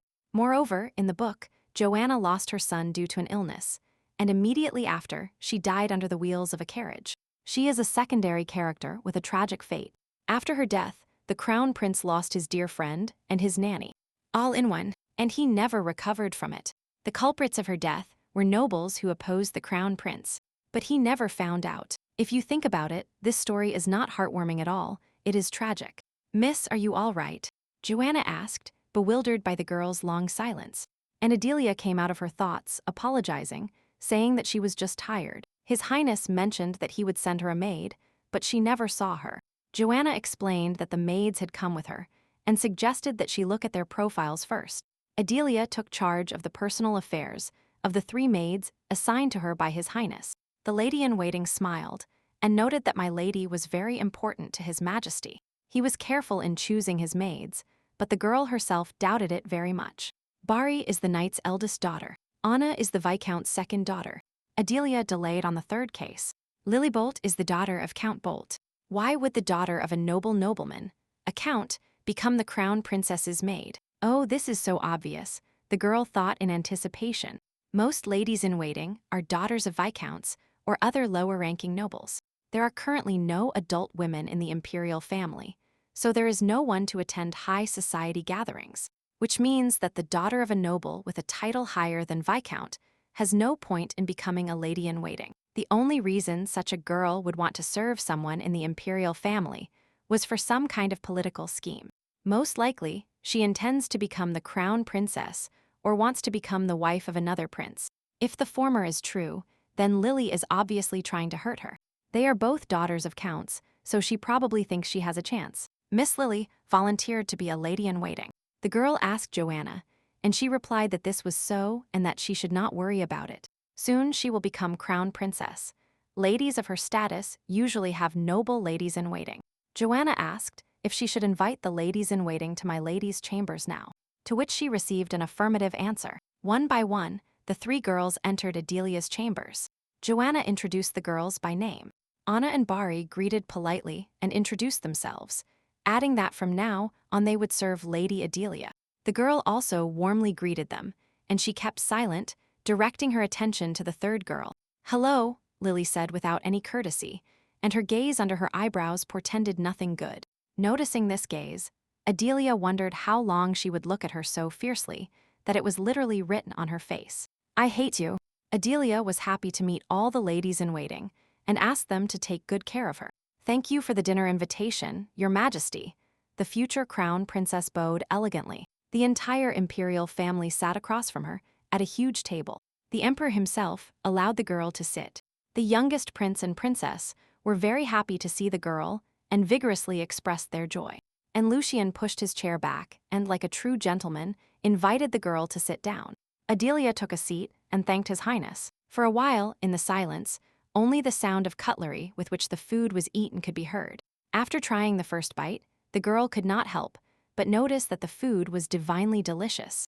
Does the imperial family really eat such dishes every day? The emperor, like a loving father, offered a piece of meat to Ariana, and the girl wanted her guests to try it too. Adelia was moved by how much the princess's family adored that soul. Her cheeks were about to burst. Although it was a happy moment, the girl suddenly became sad. This is what a real family is like, she thought. It's about eating delicious food with everyone else, laughing and chatting, instead of eating empty rice alone. She dreamed of such a family her whole life. But now there is no point in measuring family happiness, and she convinced herself to abandon this idea. Suddenly, someone brought a plate with a dish closer to her. It was Prince Lucian, who greatly surprised the girl with his action. Why did he do this? The girl wondered. Following him, Ariana pushed several dishes towards Adelia, saying they were very tasty, and that the girl should definitely try them. Another person carefully pushed a dish towards her. Embarrassed and blushing, Lawrence invited her to try this dish. Adelia stared dumbfounded at the table full of dishes. She was moved to the depths of her soul. "Thank you, everyone," the girl smiled, trying to hide her emotions and embarrassment. Dinner continued in a pleasant family atmosphere. Everyone ate, laughed, and chatted. At the end of dinner, there were several desserts. It was late, and the maid wanted to take Ariana to the room, but the girl became capricious and wanted to play a little longer. The emperor noticed that it was time for the little princesses to go to bed, and there would be time to play tomorrow.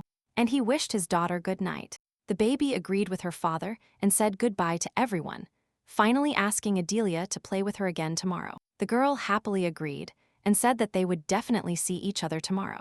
When the door closed behind the baby, the emperor started a serious conversation. He asked her if the girl planned to hide the fact that she was a white mage.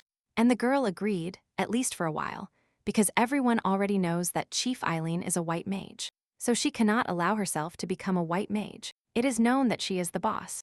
You are Eileen's boss. Lorenz experienced indescribable surprise at such news. The emperor and the crown prince silently looked at him as if he were foolish. The boy loudly asked if it was true that Adelia was Eileen's boss and if her father and his brother knew it, and it turned out that he was the only one who didn't know. Trying to calm his brother's ardor, Lucian asked if he had forgotten how to behave at the table, or perhaps he wanted to take etiquette lessons again. The emperor, in turn, told his son that he hadn't heard from him since his return, and that now he was also making a fuss, and the girl smilingly confirmed that she was Eileen's boss, but she didn't tell anyone because she created the company in secret, hiding her identity. Lawrence couldn't understand that Adelia, his brother's future wife, was Eileen's boss, and a white mage. That very day, after returning from a hunt, he had heard that the girl who managed to meet the crown prince alone, the daughter of Count Vito, had arrived at the palace. Everyone around him was talking that she was already the crown princess. Lawrence was not happy that his brother was getting married. He was sure that she was not worthy of him. He thought that this girl simply wanted to gain his brother's influence and wealth. But the girl sitting in front of him now is not what he imagined. Adelia is simply incredible. Prince Lawrence could not hide his admiration. The boy's eyes became incredibly big and bright. A blush of shame and admiration covered his cheeks. And Adelia could not help but notice how cute he looked at that moment. The emperor asked his son not to shout, and he reluctantly agreed, and Lucian delicately coughed. The conversation interrupted. He was interested in knowing how many other people knew that she was a white mage. And when Adelia replied that she was only his proxy, the emperor sternly asked if he could be trusted. The girl immediately replied that he could, of course, be trusted, because he was her slave. That is, a faithful companion. In turn, she asked who knew about their agreement. She was told that for now only those present at the table, but they planned to inform the head of the Imperial Guard soon, and the leader of the secret detachment, since they are responsible for security in the palace.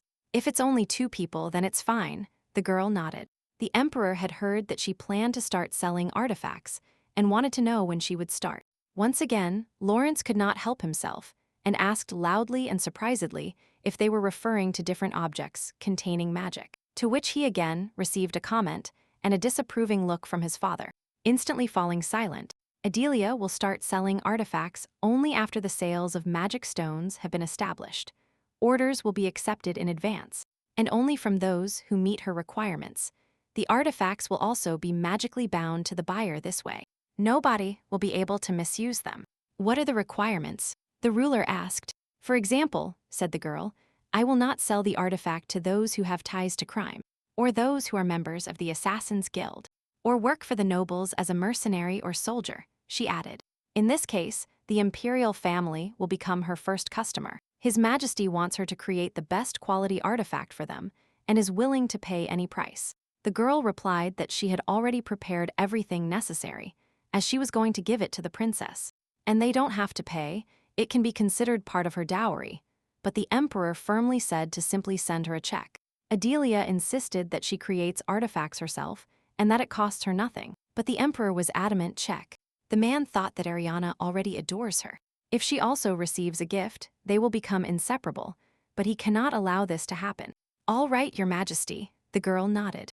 However, she understood that the emperor was jealous, because he believed that this would bring them even closer to him. And to the princess, if the apple doesn't fall far from the tree, it is immediately clear where the prince got such character traits from.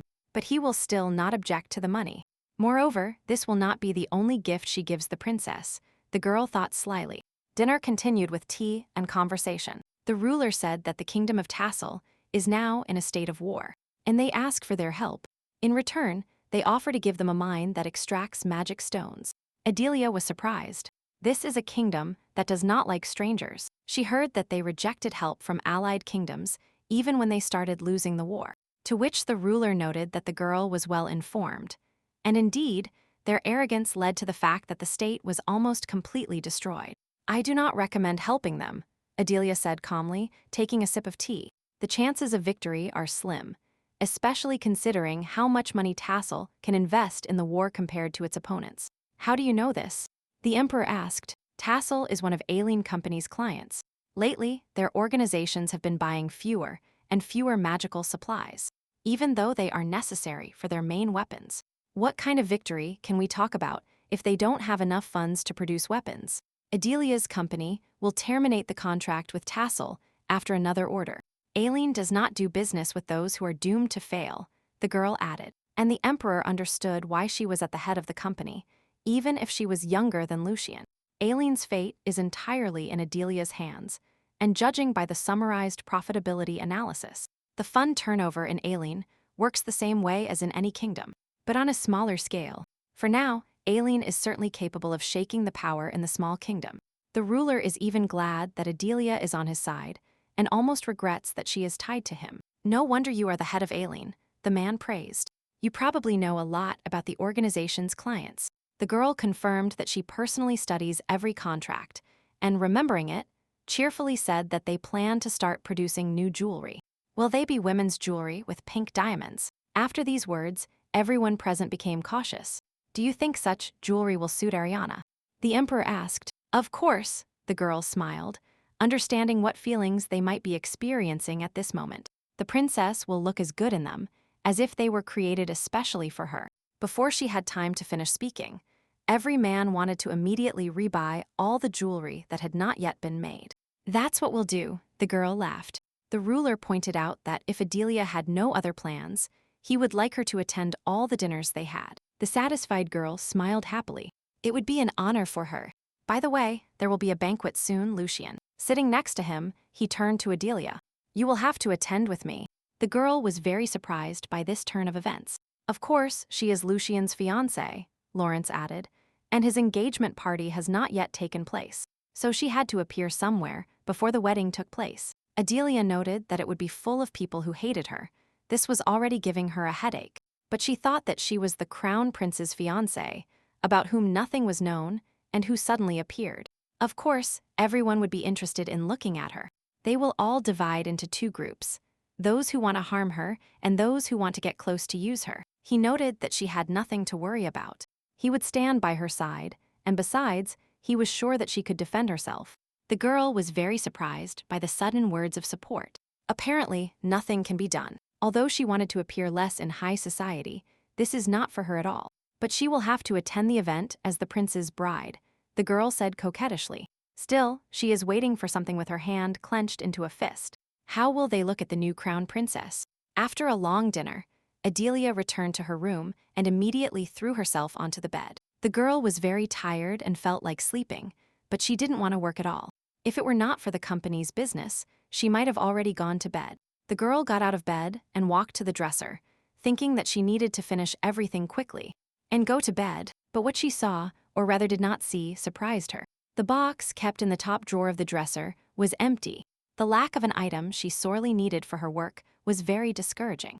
At first, Adelia thought they were lying together, and so she checked all the suitcases, all documents, all secluded places in the room. I was robbed, the girl asked or stated the fact.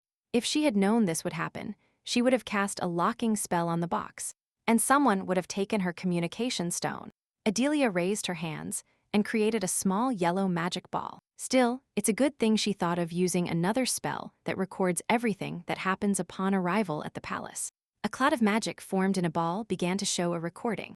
Who would dare steal things from the imperial estate? She wondered, considering today's events.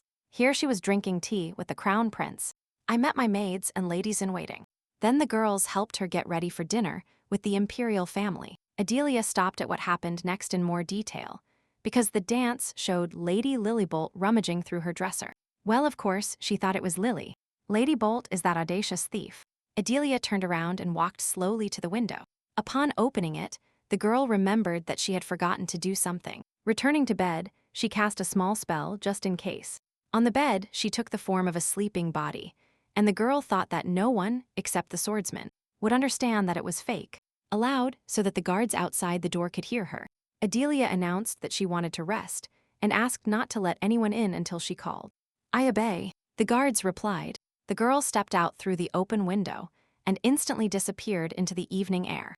Lily Bolt was in her room, whose window was wide open. She couldn't believe how a woman like that could become the crown princess, and was completely sure that she had somehow tricked His Highness. Lily is sure that Adelia used her pretty face to seduce the prince. The girl herself had been looking at Prince Lucian with loving eyes for a long time. And when the imperial family announced the crown princess, Lily really asked her father if he wanted her to become the lady-in-waiting for this crown princess. And Count Bolt finally agreed. Lily was going to tell him immediately if she found anything suspicious in her chambers. But she didn't think Adelia would bring such an excellent quality communication stone into the palace. It is very suspicious. She probably obtained it illegally, the girl is sure. Perhaps through it, she communicates with her accomplice. Clutching the stone in her hands, Lily decided that she urgently needed to tell His Highness about it. But before she could finish her thought, a sudden strong wind blew her hair around. In the bright moonlight, Adelia Vita stood in the dark opening of the maid's room window. "What are you going to tell His Highness?" she asked Lily, thus scaring her. It seemed that the girl was not angry at all, and just wanted to hear the answer to her question.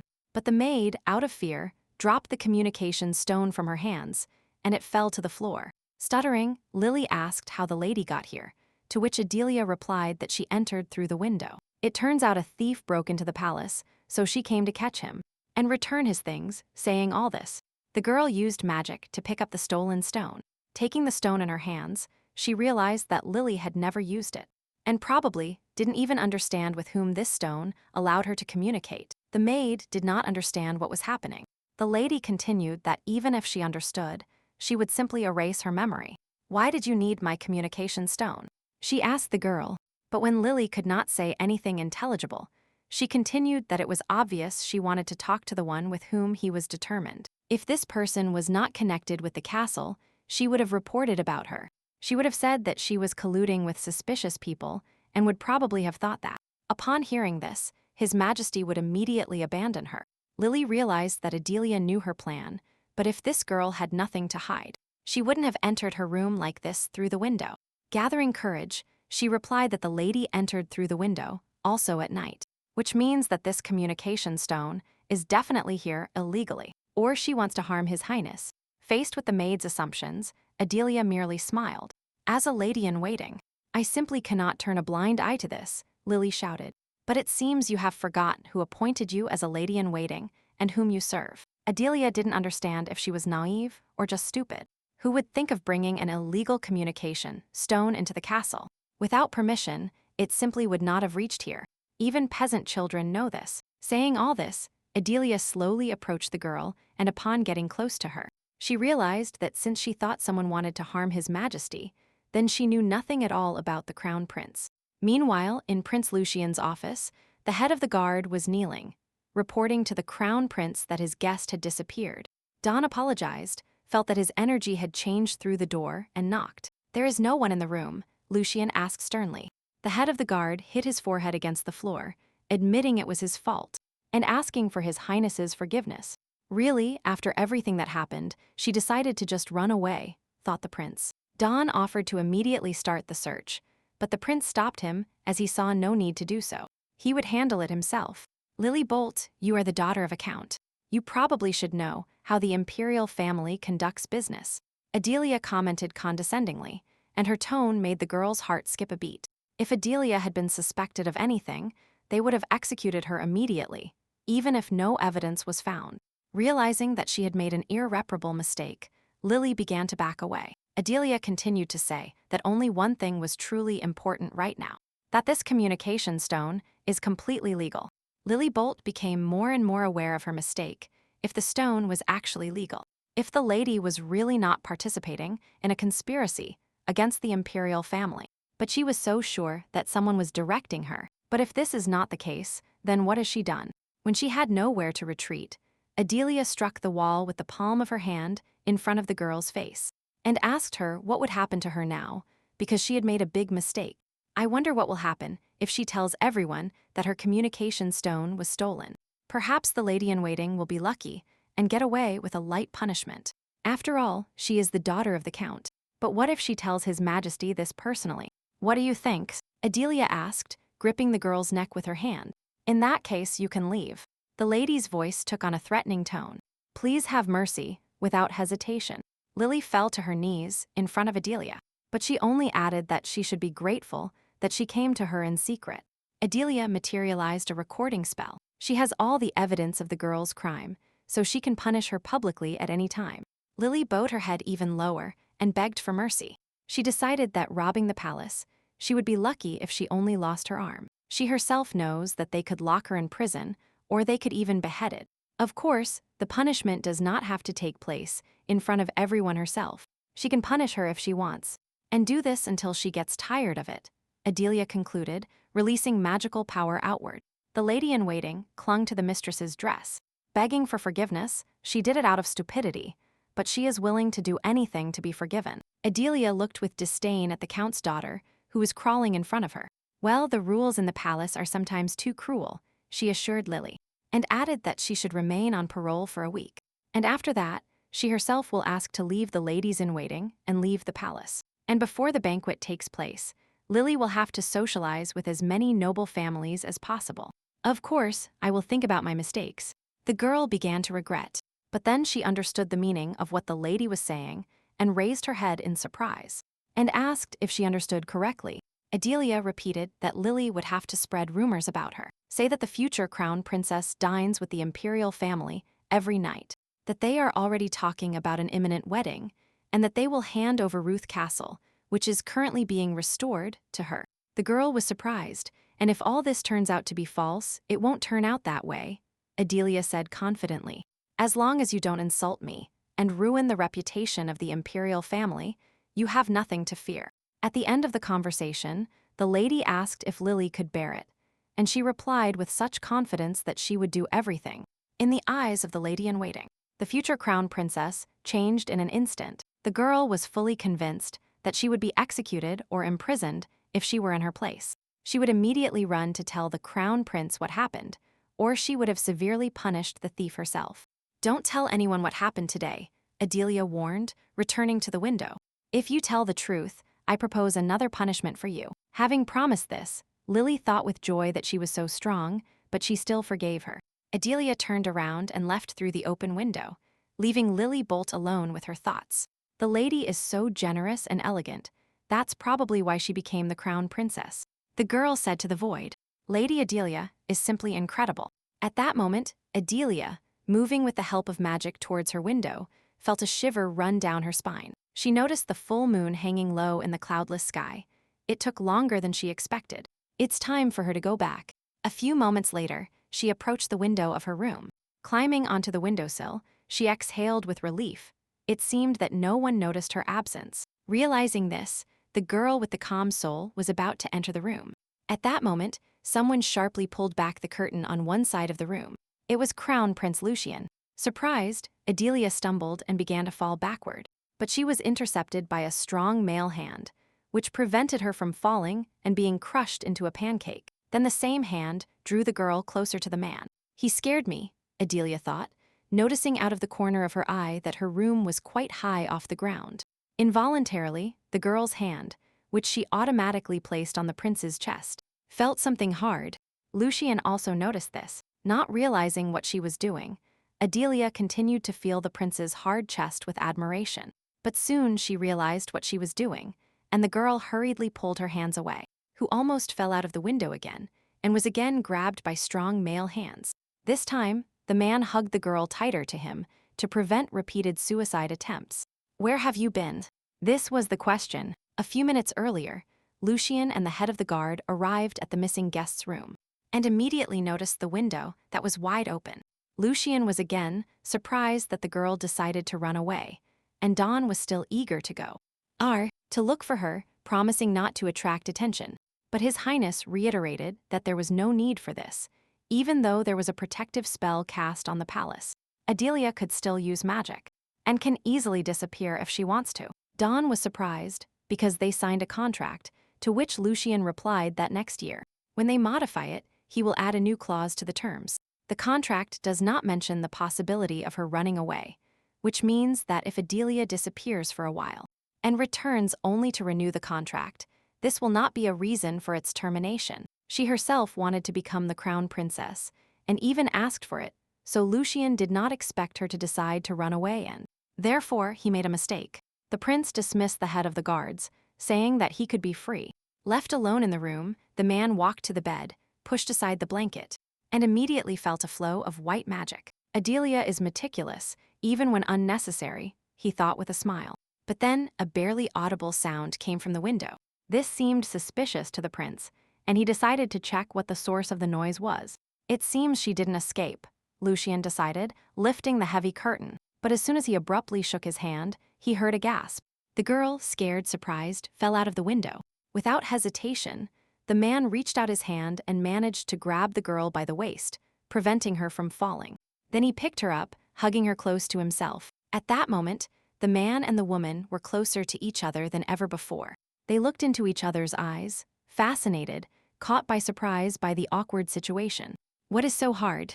It looks like armor," the girl asked, palpating his chest without a second thought. She slowly realized it, but Lucian could not say a word due to the unusual nature of the situation. Frightened by her actions, Adelia let go of her hands and almost fell again.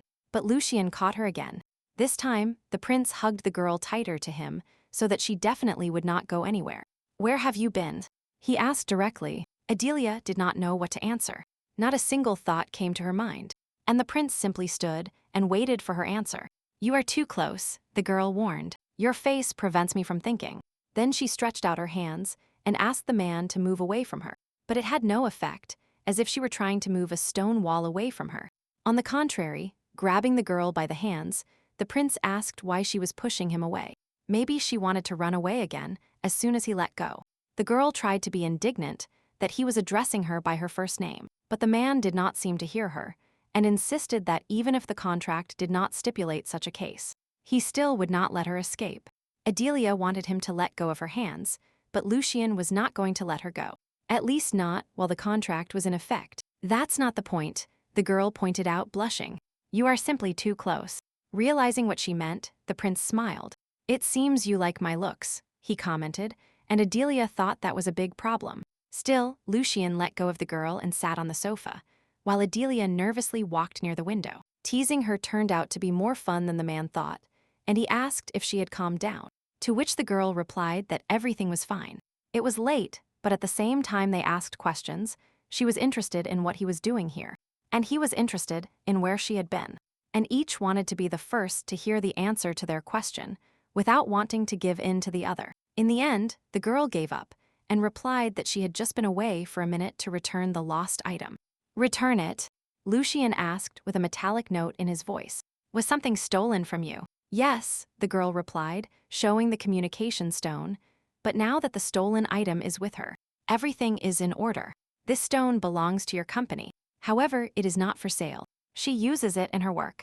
The prince was interested in who stole it. If she told the name, he would immediately punish the thief. Recalling Lily, Adelia replied that it was unnecessary. She ordered the thief to leave the palace as soon as possible, and she also assigned him a small task. But His Majesty could not calm down. Someone dared to steal the thing of an imperial family member. For such a crime, his punishment was not severe enough. Adelia thoughtfully said that the imperial family already has all the power in their hands. It is not necessary to punish so harshly for misdeeds every time. Sometimes it is necessary to show mercy. To be honest, this is partly her fault too. Lucian crossed his arms over his chest, not understanding what she meant by this. This communication stone turned out to be defective, so it is not for sale. White magic artifacts sometimes fascinate people, and this communication stone has a special energy. And it was created with the help of white magic. And this is the energy that enhances human desires. Adelia is sure that the stone fueled the lady's desire to get rid of her, which is why she stole it. If it were an ordinary communication stone, the girl doubted that anyone would want to steal it. But Lucian had never heard of such a thing and asked to see the subject of the conversation. Not many people know enough about white magic, so this is quite natural. Adelia added, handing the stone to the prince. Feeling the stone in his palm, Lucian did not sense any other manifestation from it. But at that moment, the stone came to life, surprising both the girl and the man holding it. And a cheerful voice was heard from it, "Finally, boss." In the blink of an eye, Adelia grabbed the stone from the prince's hands. and squeezed it tightly. The communication stone could not withstand the applied forces and crumbled. Why did it manage to contact me right now? The girl, mentally indignant, cursing her assistant, and remembered that she was not alone in the room. Lucian observed her reaction, and with the same calm asked who it was. But the prince's posture could say a lot about him. Adelia Habita was lost, not knowing what to say in her defense. She tried to think of something, but not a single sensible thought came to the girl's mind. "Do you have a lover?" Lucian asked, still seemingly calm, which caused the girl to be indignant at this assumption. Apparently because of this, when they drew up the contract, Adelia said that she was not against the prince having a mistress, which means that she herself wanted to take advantage of this privilege. The girl was very angry. She didn't want to take advantage of any privilege, and the prince misinterpreted everything. But for Colin to be her lover, never, rather she would prefer to die in splendid isolation. Having calmed down, she explained to him that it was her assistant Colin. She told him to contact her only at night, since she now lives in the palace. But he did it at the wrong time. The contract does not state that my fiancé is allowed to have a lover. Lucian's voice sounded muffled. Therefore, he is the only one with whom Adelia can be. At these words spoken in a changed voice, the girl looked into the prince's eyes and blushed slightly. The prince misunderstood everything, so he was a little annoyed by the situation. And this, by the way, is a double standard. In the capital, rumors about Adelia Vita spread rapidly. The woman who was chosen by Crown Prince himself, among countless other noble women. Everyone wanted to know more about her, but Count Vita remained stubbornly silent. Since Adelia Vita never attended social events nor made friends, no one knew anything about her. But suddenly, out of nowhere, Lily Bolt, a former lady-in-waiting who worked in the Crown Prince's palace, appeared, and she began to praise the future Crown Princess, telling everyone that she had never met such a kind person and generous as Lady Adelia. The ladies gathered at the tea party only heard the opposite rumors, that this girl was terribly evil, and that she beat the maids when she lived on the count's estate, so they were very surprised by the new information. Lily calmly asked who was spreading those rumors. After all, Lady Adelia, like a merciful angel, is willing to forgive any misdeed of the servants, and even on the first day in the palace, she was invited to dinner with the imperial family, and she was allowed to stay with them. That very night, the crown prince visited her chambers, the girl confided, and the rest of the ladies became excited at such a romantic story. The entire imperial family adores Lady Adelia, and considering how serious the emperor is, and the crown prince, most people fear and marvel at them. But Lady Adelia is not afraid at all. Lily even heard that the imperial family ordered her to be treated as if she were already the crown princess. Lovely Avita was also present at this reception and listened to everything Lady Bolt said. Experiencing unpleasant sensations, she immediately remembered how the imperial guard had appeared at her house and announced that they had come to pick up Lady Adelia on the order of the crown prince, and that from now on this girl should be treated as a crown princess. And now, hearing that Adelia was called part of the imperial family, Lobelia almost ground her teeth in anger. By the way, how is it possible that she and the prince were engaged? Someone asked, and Lily almost choked on her tea because she didn't know. But quickly recovering, the girl noticed that although she did not know all the details, she was sure that they were in love with each other. It was love at first sight. The crown prince lord and the lady adore each other so much that they are thinking of skipping this engagement bureaucracy and immediately have a wedding. And while those around her admired the charming life story, just like the emperor's, and the empress, Lobelia gnawed her nails in anger because she considered her sister a fool, and moreover spoiled how she managed to pull it off. What did this cheap thing do? Lobelia was almost hysterical. One of the girls noticed Miss Lobelia and asked if Adelia was not her sister, which made the girl tremble nervously. Unfortunately, my sister did not like me, she replied feignedly. I didn't even say a word unless necessary. Such words surprised the lady. How could this be after all? They were family and lived on the same estate. Putting on an innocent appearance, as if all this bothered her greatly, Lobelia said that in reality her sister went to the palace without notifying anyone. And the girl sends her letters every day, but she never replied to any. Maybe she likes her new family so much that she completely forgot about the real one. Lady Adelia would never do that, Lily said, placing the cup on the saucer with a loud sound. She is busy with business every day. The former lady-in-waiting defended the lady. Lady Adelia is preparing for the next banquet. learning the intricacies of becoming a true crown princess, and also studying the inner workings of the palace. And Lily is sure that she simply does not have time to reply to letters. Lobelia smiled strongly, replying that it could not be that her sister could not find a moment to write a single letter. In any case, she will see her at the next banquet. And they will still see. She clenched her fists tightly under the table. At the feast, she will remind Adelia where she belongs. How dare this devil behave like this after she killed her own mother at birth? The days of banquet preparation passed as usual in the palace. Adelia sighed tiredly. Why did all of them, literally the entire imperial family, gather in her chambers? And they didn't even bother to make an excuse.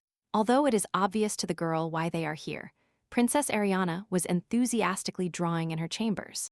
An hour ago, the princess came for dessert, and Adelia was delighted to treat the girl. Soon, Lawrence looked into the room, heard that the baby was here, and wanted to read with her, so he asked Adelia for permission to sit here too.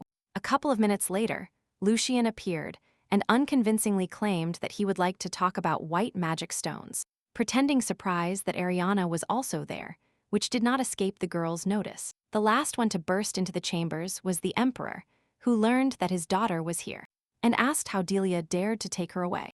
Of course, there is something to admire here, the girl thought, looking at the male part of the imperial family. But they have been coming to her like this for a week already.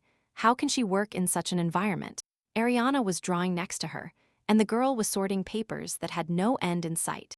Moreover, she felt the gaze upon her. What's wrong with you? Adelia, mentally indignant. These documents contain confidential information from your company. Stop looking around here. They are not ordinary people. One look is enough for them to remember the entire page, and the girl must not let her guard down. However, she really understands their feelings. How can you resist such tenderness as Princess Ariana? The girl finished drawing and asked if Adelia had any writing material. She wanted to write her a letter. The girl replied that she had everything she needed in the top drawer of the desk, and invited the princess to choose whatever she wanted. The girl opened the box in anticipation. Everything is so beautiful, she said with admiration. But while examining the writing paper, the princess noticed something. The girl's heart sank at what she saw. How can this be? Ariana whispered barely audibly. She saw handwriting on one of the sheets of paper and realized that it was written in Korean. The girl was very scared and did not know what to do. She looked at Adelia, surprised. Can you ask her about this?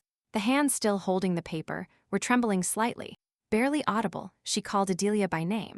These sheets are so beautiful that I will take them. The girl specifically pointed to the sheet, on which there was a Korean inscription, and Adelia realized that the princess had also noticed them herself. She didn't even know why she had written it. The girl did not think that the baby would see them, but since everything had already happened, she should have explained. But how can you do this while there are curious meerkats sitting in the room who realize that something unusual has happened? Clapping as if she had just remembered, Adelia said that she had brought a new dress from her store for the princess, and asked if she wanted to try it on. At first, the little one did not understand which dresses she was talking about, but Adelia winked at her discreetly, and added that she had ordered clothes especially for her, and the princess must have forgotten about it. Ah, that's right, I want to try it on right now. The girl understood what Adelia meant and promised to bring it immediately. However, none of the men in the room even moved, as if they had activated the ignore mode. So Adelia had to contact them directly. With a smile, the girl apologized because she would have to interrupt their rest. But the princess wanted to try on a new dress, so they could leave them for a minute. There is a fitting room nearby. We will wait here, said the emperor. Moreover, the man's face lit up. If his daughter has a new dress, he wants to see it. In fact, I'm also planning to try on my outfit, the girl said, smiling even wider. I'm sorry, but you will have to leave us. The emperor did not understand why and really did not want to do this. Adelia waited, still smiling. And yet, the emperor, along with his younger son, left the room, ordering them to be called as soon as they finished changing clothes. But the third man, as if nothing had happened, he picked up a teacup from the saucer. When asked if His Highness was leaving, Lucian replied no. Ariana is your sister, and Adelia is your fiancée, right? He asked. Nobles are not supposed to change clothes in the same room unless they are related by blood or marriage, but in this case, he would not be breaking etiquette if he stayed. But when the prince complacently said that he didn't mind if they changed clothes in the closet, Adelia became very angry. That's right, the girl commented in a low voice. A very interesting thought came to her mind. It's okay if he stays. And the girl began to untie the bow on her chest. After all, they are engaged, but Lucian was cautious and understood what she meant. Having finished with the bow, Adelia unbuttoned the top button of her blouse. "What are you doing?" the crown prince asked, blushing and moving away. The girl replied that she was undressing to take off her dress, and she did not hear at all the man's weak attempts to ask her to do it in the fitting room. She is not violating the rules of etiquette. He is her fiancé. Without saying another word, Lucian got up and hurried out of the room, hastily closing the door. Actually, she's wearing 2 layers of clothes. Adelia laughed, satisfied with the effect. Then she snapped her fingers. The room was enveloped in white magic. This spell will not allow anyone to hear them. So that Ariana can relax, no one will know anything. Adelia suggested that they talk in the fitting room. Having settled in the fitting room, the princess did not dare to be the first to start a conversation. And at that moment, Adelia thought that she never expected to be caught so quickly. And she wondered what she could tell her, because she knows everything about her life, her past, her present, and even the future of the Empire's princess. It's not worth saying that this whole world is just a book, and she herself moved into this body. The girl was reborn and did not take over someone else's body like her. No one in this world should know the truth, otherwise, nothing good will come of it. "Do you also remember your past life, Your Highness?" Adelia asked, sitting opposite, and she clarified that she meant a past life in which she knew Korean, and the princess at that moment shuddered in surprise. A few years ago, Adelia suddenly remembered the events of her past life, but now she was interested in knowing when it happened to the princess. Ariana remembered everything from her birth. She died very early, so she must remember all her death in that world and how she was reborn in this one. The first thing she saw when she opened her eyes was the emperor and her brothers looking at her. As she grew up, the girl was always surrounded by the love of her family. It must have been difficult for her to carry that burden alone, Adelia noted with understanding. But the girl replied that, on the contrary, it was not difficult. Unlike her previous life, in this one she has a family. But she is afraid. The princess curled up. It's scary that one day she will open her eyes, and it will turn out that she has returned, that all this is just a dream. Ariana is very happy here, and does not want to go back to how it was before. It was as if an unhappy girl from a past life was asking an unhappy adult woman what would happen if they had to go back. Sometimes, all this seems like an obsession to the princess. If this is just a dream, then she must return, but she cannot bear it. Tears streamed down the girl's cheeks. "You will never go back there. This is not a dream, so there will be no awakening either." Adelia spoke with confidence, trying to convey this confidence to the princess. No matter how many times Ariana opens her eyes, she will always be here along with all of them. Saying this, Adelia took a few steps towards the girl and, crouching in front of her, reminded her that she was a white mage, and that she had a lot of knowledge. "Crack Ariana will live happily for a long, long time. Please believe me," Adelia said, looking into the girl's eyes, "because I will try to make it so." Tears poured from the princess's eyes more strongly. But now the girl was experiencing completely different feelings than at the beginning of the conversation. "That's right, what a relief," Ariana said when her emotions subsided a little. Adelia asked if she really never wanted to go back there again, and the girl replied that sometimes she thinks about it, but she never wants to go back. "Well, great," the girl smiled, "because the princess will continue to live here. The future of this place in the book is determined, so she will always live happily." Like the original, Ariana wondered if there were other people who knew about her past life like them. Probably not, the girl thought. You and I are a very rare case. Adelia has a very capable companion, a guardian of light whom she carries with her, and he says he has never seen anything like it in his endless years. Adelia thought it was unlikely that anyone else knew the original, as she was obsessed with this story, but she cannot claim that they do not exist, because it was she who changed the original. Well, the probability that they exist is very small. Except Adelia Vita, almost nothing has changed. If there had been someone else, then the story would have been completely different. While Adelia was lost in thought, the princess stood up and approached her. Shyly and nervously rubbing her hands, the little one tried to say something. Sitting the girl on her lap, Adelia suggested that she wanted to keep the conversation between the two of them a secret. Of course, she would not tell anyone, and Ariana looked at the girl with gratitude. They sealed their secret with a pinky promise. The girl suffered quite a bit in her past life. It was very hard for her. So now that everything is resolved, it will be much easier. but Ariana added that all this is thanks to her dad. And her brothers love her. In fact, when she opened her eyes for the first time, she was very surprised. Dad and her brothers were so handsome, and Adelia could imagine it. Their faces really deserve admiration for their beauty. Both the father and the sons, all the men of the imperial family, are incredibly beautiful. Hugging the girl, the princess, laughing, said that it was the first time she had seen such beautiful people. And Adelia noticed that she was the most beautiful of all. After the conversation, the girl showed Ariana a hanger with new dresses. The girl's eyes shone with such beauty, and the realization that all those clothes were for her. Because of the conversation, they no longer have time for a long fitting, so the girl suggested starting with one dress and leave it ready. The baby noticed that Adelia's expression was the same as her dad's when he gives a gift, and waits. One by one, the princess tried on incredible dresses. A lot of time passed before the rack, where the suits were before, was empty. I'm tired. Ariana lay on the floor of the fitting room, exhausted. But Adelia still asked the girl to get up and look in the mirror again. And the princess really liked what she saw there, which she immediately reported. And she was so grateful to Adelia that she hurried to hug her. But it was time to show Her Majesty the outfits. The emperor and his younger son waited impatiently for the female half of the family to leave the chambers, indignant at having been there for so long, as if they were sewing these dresses from scratch. At the same moment, the doors opened, making the men freeze in amazement. Dad, brother, a happy and beautiful Ariana ran to them. His Majesty immediately picked up his princess, admiring how this dress suited her. Lawrence also called her beauty with a smile. The emperor immediately wanted to call an artist to paint a huge painting and place it on the main castle staircase, in addition to the already countless portraits of the beloved princess. A small painting can be placed inside the pendant. Lawrence and the emperor offered many more options for where to place Ariana's portrait, but Adelia barely heard them, admiring the beauty of the baby depicted in the paintings, of which countless hung around the palace. This is a real family. Let the princess always smile like this, and Adelia will definitely do everything possible to make her happy. Hugging his daughter, His Highness simultaneously examined the new dress and noticed that the quality of Aileen's clothes was very high. The girl explained that she had brought several outfits for the princess. As expected, they all fit her perfectly. Bring other outfits here. Do you need to capture her portrait?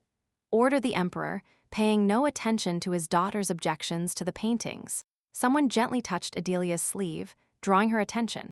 Lawrence, with a rather sad face, asked if there was anything there for him, although he did not need clothes. Adelia regretfully thought that she had only brought suits for the princess, but promised to bring suits for the prince next time.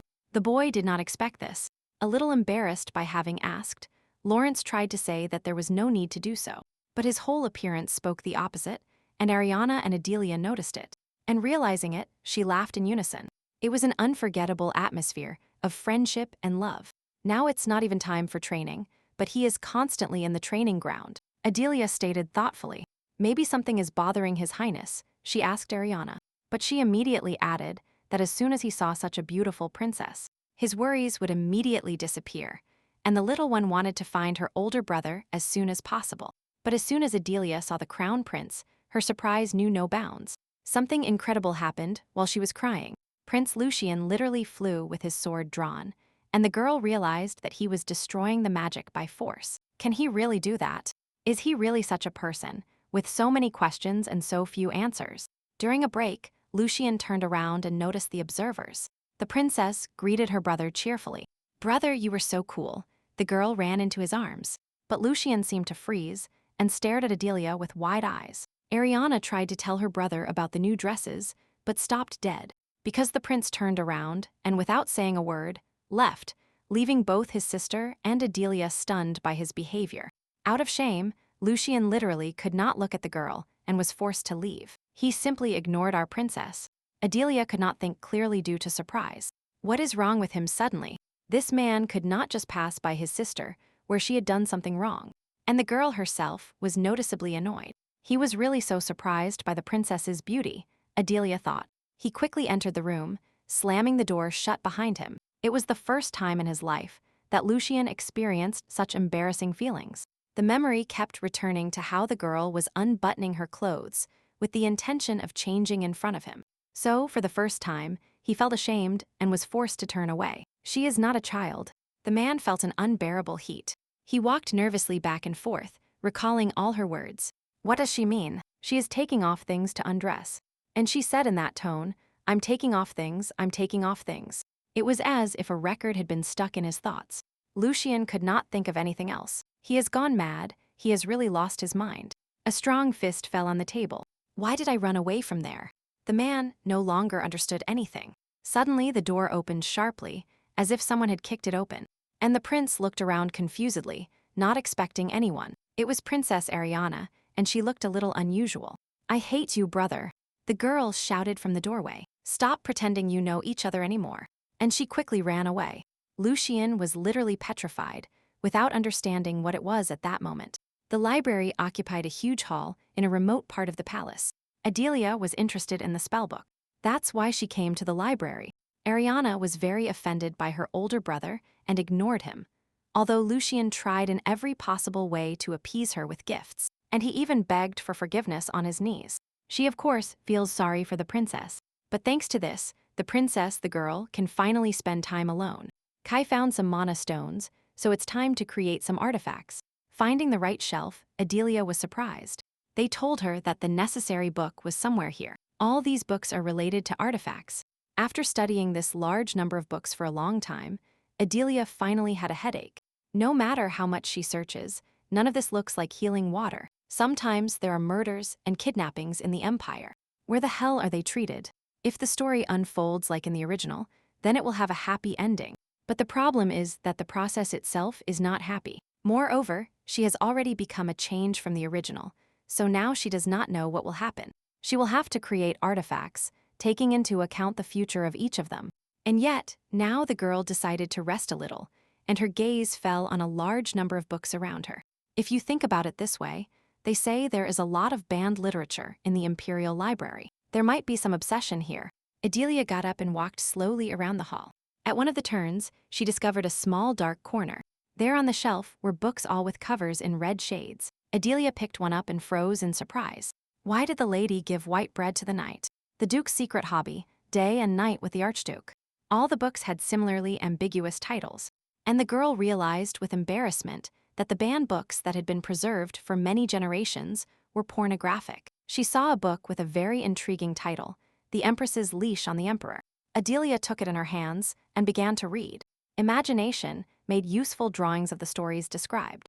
One is more frank than the other. The girl experienced very mixed feelings, but still closed the book and decided that it was enough for today. They keep such beautiful things just for themselves, and she thought with admiration that she should come here more often. The next day, Adelia and Princess Ariana walked in the garden. The girl was interested in knowing why she had been so busy lately. Whenever she comes to visit her, Adelia is not there, and she gets so bored that the girl becomes indignant. The girl apologized lately. She was overwhelmed with work, which is why she spent all her time in the library. And besides, she makes gifts for the princess and the imperial family members, which greatly surprised Ariana, because she already receives gifts from Adelia every day. But the girl stroked the baby's head and asked her to simply accept them. Living like this is an enormous task for a princess. A strand of pink hair slipped through Adelia's fingers then, and now added. Then the girl invited the princess to walk a little more, and then to have a snack at the garden gazebo, to which the girl happily agreed. There was tea and a variety of desserts to accompany it on the table. A cream puff, Ariana noted with delight, taking this very bun with both hands. But Adelia corrected that it was not simply a cream puff and asked to cut it in half, which the princess did, finding chocolate cream inside. The little princess, devouring a delicious bun, looked like a squirrel, and Adelia invited her to try it with strawberries. Since they are in season now, so they are sweet and very tasty. I not only love strawberries, but also strawberry cake, the girl said dreamily. But Adelia objected that the princess was still growing, so she needed to eat a lot of fruit. And she handed the girl a strawberry with a fork, asking her to open her mouth. The girls were having fun in the garden, and the guards were around. Suddenly the atmosphere changed, and a bright flash shot through the air.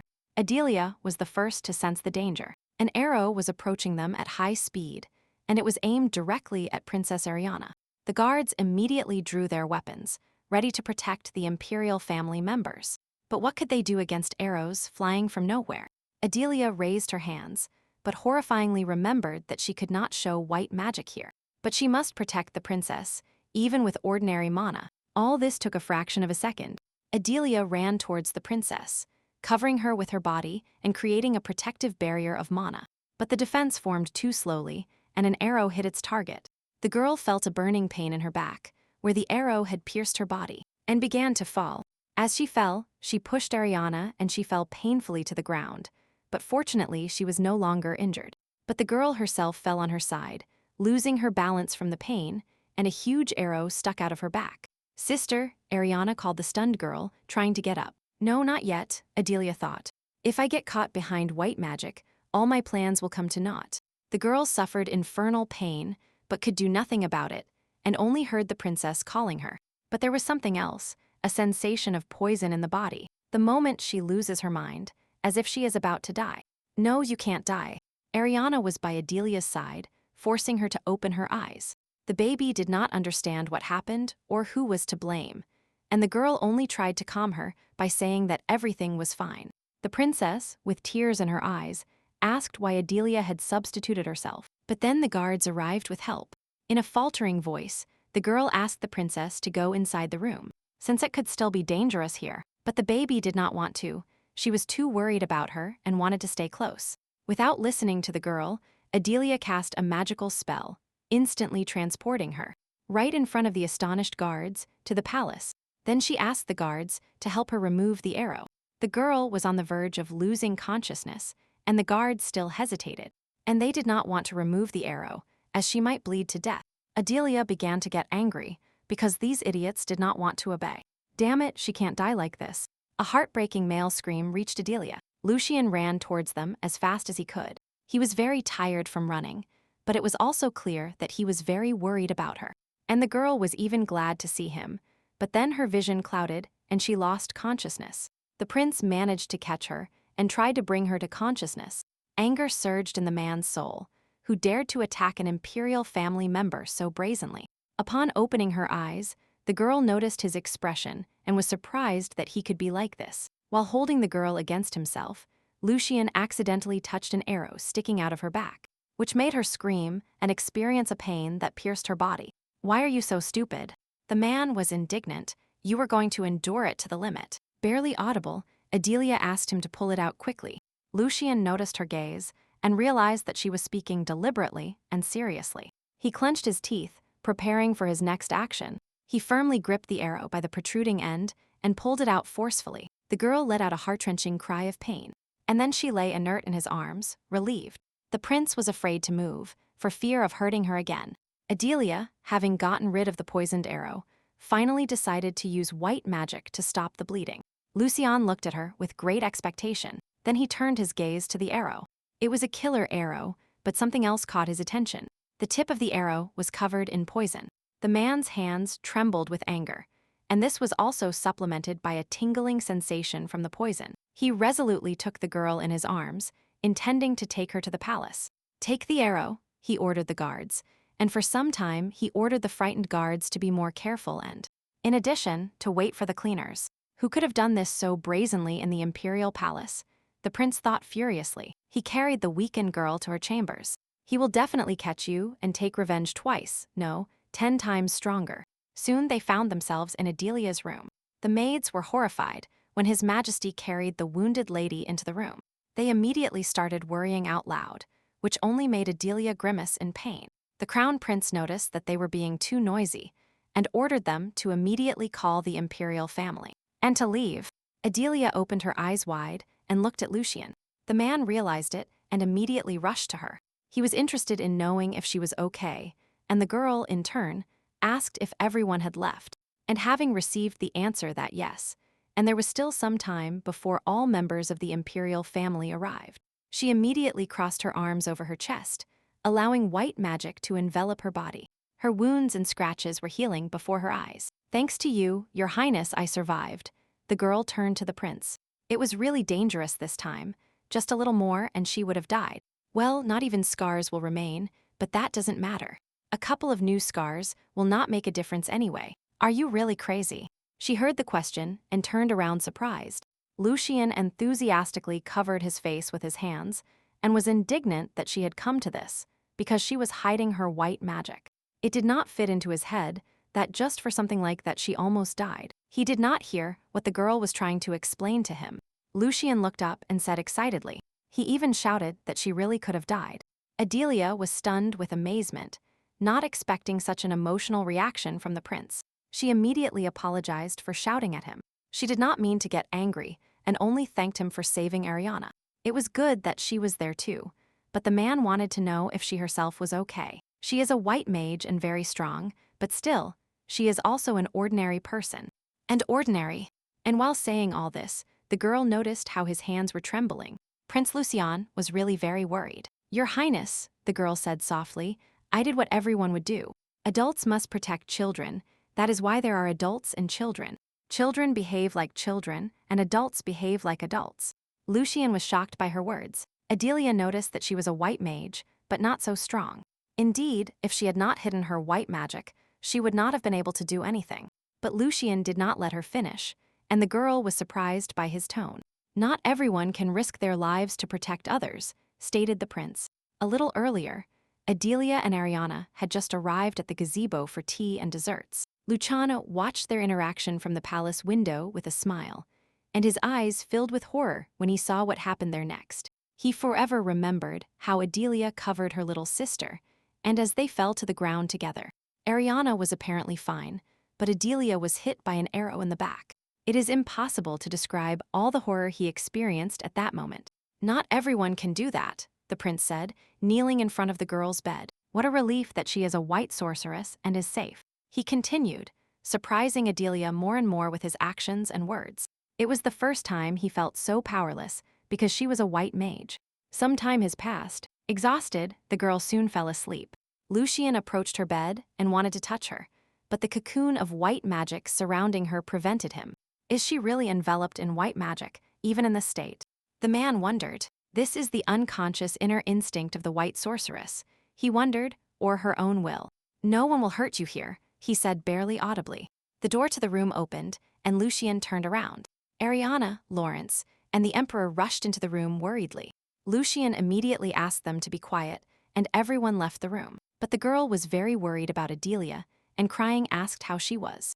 Lawrence was also very worried about the girl, so Lucian repeated again that she had recently fallen asleep, and asked the children to be quiet. Lawrence nodded embarrassed, and the little one hesitantly touched her older brother's shirt.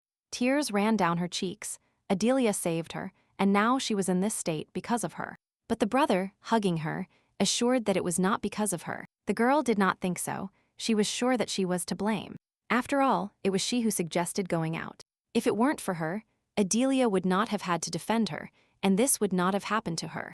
Ariana, Lucian said clearly, sitting opposite the girl, it was Adelia's choice. She values you, that's why, not wanting you to get hurt, she substituted herself. The rest of those present also understood. Do you think she wanted you to feel so much remorse? Lucian asked, making the girl think, and he added that by blaming herself like this, she denies Adelia's choice, and when she wakes up she can thank her. Lucian is right, and you should thank her instead of apologizing. The Emperor agreed. He took his daughter in his arms and suggested that she first wash up and change clothes, so that Adelia would also be happy. Dad, the girl shouted, clinging to her father. The man stroked the girl's back, comforting her, and at the same time, he thought that he would have to deal with many things.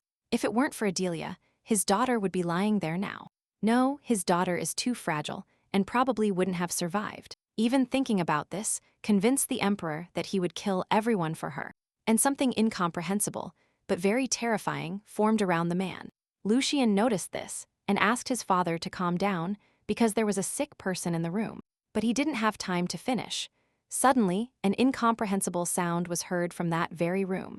Everyone else also heard it and stared horrified at the door. The Emperor instantly handed Ariana into Lawrence's arms and ordered her to be taken to the room. The boy immediately rushed to obey the order, realizing that something terrible was happening. Nock's sword, the ruler addressed his knight and immediately received it. Lucian also drew his sword from its sheath and kept it ready. The Emperor and the Crown Prince resolutely walked towards the room where the sound came from. The door opened barely audibly. An unknown man stood by Adelia's bed, and his hands were feeling the girl's body. At this sight, Lucian was overwhelmed by great anger, and his hands, which were already firmly gripping the sword, trembled violently. The young blonde man placed one hand on the girl's forehead and the other on her chest, clearly thinking about something. He didn't even pay attention to the people entering, silently continuing to do what he was doing. "Hey," the stranger was indignant. "How dare common people stand brazenly in front of me?" He noticed the same black hair and red eyes of the people who entered, and I realized that they were probably descendants of that same Dekrak. The man only smiled slightly at his thoughts. "Who are you? How did you get here?" the emperor asked threateningly. The stranger repeated his question calmly, intending to answer, but Prince Lucian interrupted him. Pointing the sword in his direction, the prince demanded that the stranger move away from the girl. "Well, of course," the stranger warned, "typical behavior of descendants of the Crack family. How dare they threaten him? You don't know who I am." The man's face took on a menacing smile. The emperor felt a familiar energy emanating from him. He could be a white mage. Lucian felt it too, but he couldn't believe it. He had never heard of the two white mages. Who then was the girl sleeping in the bed? Adelia could barely open her eyes because of the noise. "Kai," she called, also feeling the energy of white magic. "How noisy you are." The stranger immediately leaned over the girl, called his mistress, and asked what happened to her, to which Adelia asked why he looked like that, and he was not Sukai. The young man closed his eyes, transforming with the help of magic, and a moment later, a large white wolf appeared in the room, and the girl smiled happily. "Now this is Sukai." She tried to tell him that she had recently encountered a strange force, but the guard rested his forehead against her and asked her not to speak. A warm golden glow grew between the girl and the wolf. Kai independently saw everything that happened to her, the flying arrow, and how she covered the little one with her body. And what he saw moved him greatly. She would not have been able to defend herself. It would have been good if Adelia had not gone down in history as a sorceress who died early. Such tenderness from his fiancée to a stranger, even if it was a wolf, greatly alarmed Lucian. "Are you the guardian of light?" the prince asked, guessing, and the wolf confirmed. "Stay away from Adelia." Lucian's voice sounded threatening, as did the sight of the sword in his hand. But this did not frighten the guard. The emperor asked his son to stop. His gaze focused on the uninvited guest. He did not think he would ever see the guardian of light in his life. Finally, everyone calmed down and dispersed around the room. The emperor and his son sat on the sofa, but the guard lay on the bed at the girl's feet, like a loyal dog. Lucian was still unhappy with the situation. Kai defiantly glared at the crown prince. Finally, the prince said that he heard that, after signing the contract with Adelia, she went on a trip, so he was very busy, to which the wolf proudly confirmed that it was so. But if the mistress calls, he will run in at any moment. Now her white magic is weak, that's why she instinctively called him. And he saw the lady's recent memories. The guard's voice became serious. An arrow enchanted with magic was aimed at the heart, but the lady broke it before it pierced through. Anyone shot with such an arrow would certainly die. If it weren't for white magic, Adelia would be dead by now. And the heirs of the Dekrak blood could not protect my person, and she ended up in this state. The guard's voice changed. Metallic notes appeared in it. The emperor said that they owed him a huge debt for the rest of their days. Kai noticed that such a debt could not be repaid in a lifetime, and Lucian simply lowered his head humbly. Agreeing with this, the prince was very worried about Adelia. At that moment, small hurried footsteps were heard along the corridor, and Kai, hearing them, turned towards the door, ready, if anything happened, to protect the lady. The emperor tried to say something, but then the room doors opened loudly, and a heart-wrenching scream of a girl calling her sister was heard. Lawrence, who arrived a couple of seconds after Ariana, tried to stop her, indignant that she was so small. But so fast. "Who are you, and what happened to our sister?" the princess belligerently asked, clutching a small twig in her hands as if it were a sword. But then she saw who the stranger was and opened her mouth in surprise, because in Adelia's room there was a large white wolf with a golden glow. "We wolf," the children said with horror at the same time. And at that moment, Kylos looked closely, because the girl was definitely different from the others in some way. "You are also from the Dekrak clan," he said, and Ariana shuddered in surprise. But this baby also has two names, the guard realized. He was sure that Adelia's case was the first and last. Moreover, although they are similar in some ways, they are completely different. "You are an incredible person, just like your owner," he approached the frightened girl. And Ariana asked if he was the guardian of light her sister talked about, and the wolf nodded affirmatively. And then something happened that petrified the girl.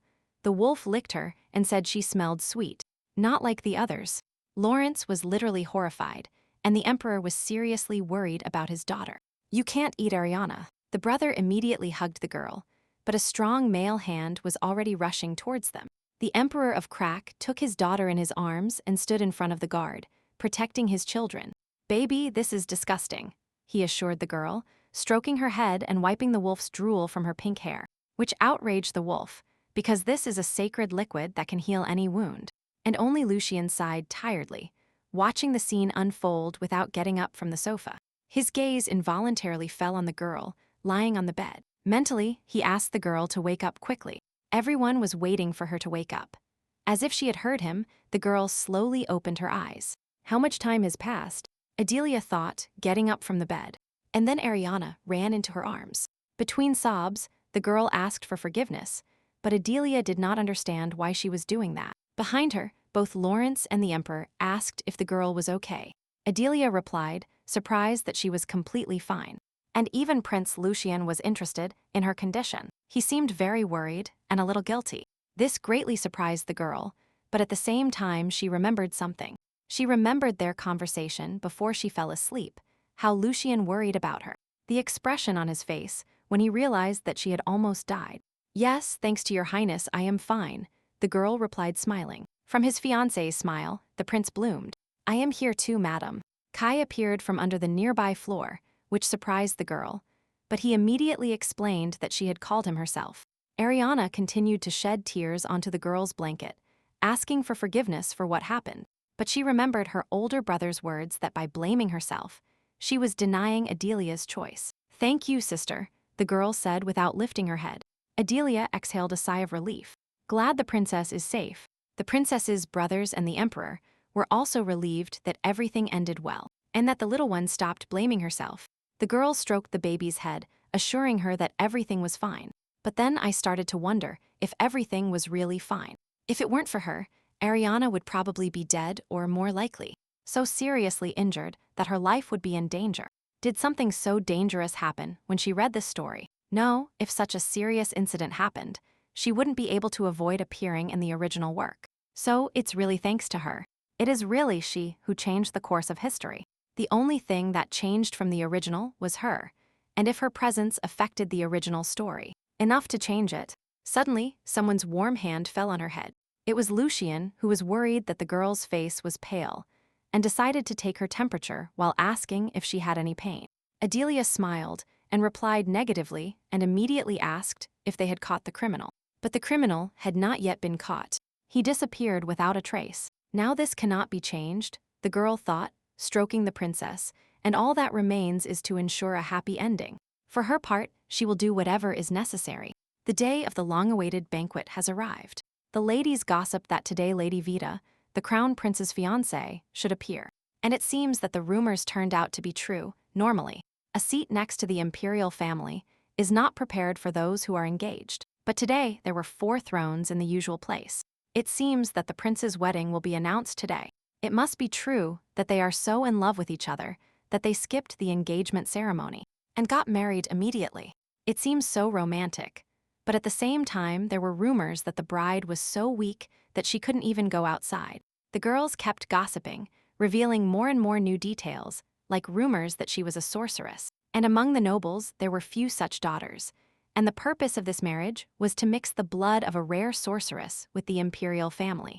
And most likely, after the appearance of an heir, she would be expelled. Colin, who overheard these conversations, thought with a smile that the head had many enemies. But no matter how hard they tried to bring her down, they didn't even come close to her feet.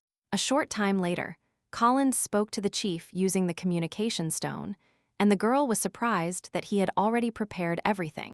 The assistant added that the head should come and thanked her. Soon Prince Lucian joined Adelia. Sitting on the sofa next to the fiancé, he asked where her substitute was, to which Adelia replied that she had decided to visit the banquet hall and assess the atmosphere inside. The girl noticed that the crown prince was wearing the artifact she gave him.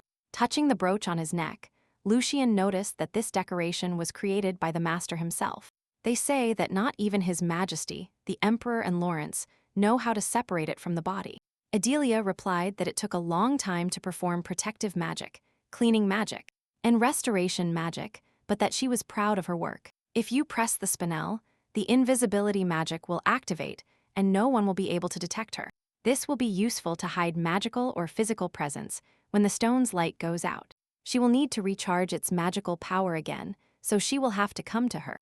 At the girl's last words, Lucian thought and, embarrassed, asked how often this should be done. It depends on the use, Adelia replied. The artifact's magical power will practically be used up if you use the power twice in life-threatening danger, or use special magic 3 times. If you don't use anything, it will last you about 3 months. But the girl did not finish because she paid attention to the prince's condition. You are blushing. Does something hurt you? The girl asked, and Lucian hurriedly replied negatively. But he carefully looked away. Adelia sincerely did not understand what was happening to him. Mustering courage, the prince asked her if she knew about the rumors circulating in social circles. Those rumors that she had spread using a stray maid who were passionately in love. And the girl confirmed, adding that they should come true today, to which Lucian was very surprised. Blushing even more, Adelia explained that all she needed was to be near her. If the crown prince approached her first, then everyone would believe the rumors. But if it is too difficult, immediately say that you do not want to, the girl added. But she stopped short upon hearing the prince's words. Without looking at the girl, Lucian agreed to try to pretend to be in love. And he added that they should practice, which surprised Adelia. Call me by my name. Lucian looked the girl in the eyes and gently touched her cheek with his hand. Adelia's heart skipped a beat. She was ready to say his name. But the emperor and Lawrence entered the room and froze. Stunned by what they saw, the ruler immediately closed his younger son's eyes and noticed that they seemed to have bothered him. And if they needed more time, they should come later. Then they left as if nothing had happened, paying no attention to the girl's indignation at arriving too early. A few minutes later, the entire imperial family, except for Princess Ariana, he headed to the banquet hall. Ready? Lucian asked the girl, holding out his hand to her. Ready? Adelia smiled sweetly. As soon as the heavy doors of the banquet hall opened, the herald announced His Majesty the Emperor, His Royal Highness the Crown Prince, His Royal Highness the Prince, and Lady Adelia Vita have arrived. Immediately, whispers of surprise swept through the hall about whether this was the same Lady Vita, and she entered along with His Majesty. It seems there is really a new crown princess about to appear. Ladies and gentlemen wondered why she had never appeared in social circles before. Because in truth, she was very beautiful. Colin listened intently and with incredible pride to people's conversations about how the head and the prince were truly a beautiful couple. Blessed be the bright sun of the empire, the guests said in unison as the entire imperial family took their seats. As everyone knows, the emperor began, the Abundance Feast is a banquet in honor of the Harvest Festival. Representatives of leading companies from all over the country are also present at the banquet, but the gazes of everyone present were not directed at him. Adelia also noticed this, and she was worried that at this rate they would soon see a hole in her. To which the prince commented with a smile that, since even such looks could burn her, then she should give up her position as a white mage. The girl did not answer, but her gaze was very severe, which only awakened Lucian's amusement, who noticed that her eyes looked terribly scary. For the first time in 7 years, the number of seats next to the emperor had increased, and everyone tried to occupy them, so she could well be proud to be sitting there. And Adelia understood this very well, although it was uncomfortable. All they can do is just stare at her. The crown prince smiled gently and asked the girl to look towards the aisle, which she did. It seems they are about to go crazy and ask many questions. Do you think they want to bite you? Lucian asked jokingly. No, I'd rather take them, the girl said, looking down and smiling slightly. The prince was very pleased with her answer and smiled gently. The guests observing the ruling family could not help but notice this smile, and they were quite surprised by her. They couldn't believe what they were seeing. The emperor finished his speech and invited the guests to enjoy the banquet. The party went on as usual. People communicated and established social connections. After a while, Adelia expressed her desire to go down to the aisle. Little sister, try hard. Don't be afraid. Lawrence immediately decided to cheer up the girl, but she asked them not to worry about her. Everything would be fine. Adelia was about to leave, but Lucian touched her hand and asked her to stay. The girl shuddered in surprise, but obediently stopped and asked His Highness what had happened. Lucian, the prince said, gallantly kissing the back of the girl's hand. "You must call me by my name." Adelia felt embarrassed by his unexpected action, and the man was very pleased with the girl's reaction. "Lucian," the girl said, embarrassed. "Have fun and come back, Adelia," the prince said, running his fingers over the girl's palm, letting her go. And Adelia hurried on her way. But the girl's face was full of embarrassment, and her heart beat wildly because of what had just happened between them. Lily Bolt was chatting with her friend at a banquet when she saw a girl approaching them. "Lady Adelia," she exclaimed happily. Adelia, although surprised, was still happy to see a familiar face and asked how Lily was. And when the girl replied that she was working hard, as the lady said, Adelia noticed with a smile that the rumors had even reached the imperial palace. And she praised Lily, which made her blush a little. Then another girl approached them greeting Adelia. So, one by one, many ladies wanted to meet the crown prince's fiancé and introduce themselves, but soon several more girls headed towards them, and Adelia was quite surprised. It was a beautiful purple-haired girl, accompanied by two other girls. "Delighted to meet you, Lady Vita," the girl said, and although she smiled friendly, Adelia was wary of her appearance. She greeted Princess Oderbach and commented that it was an honor for her to meet her. And Adelia wondered how someone could not know the only princess of Duke Oder.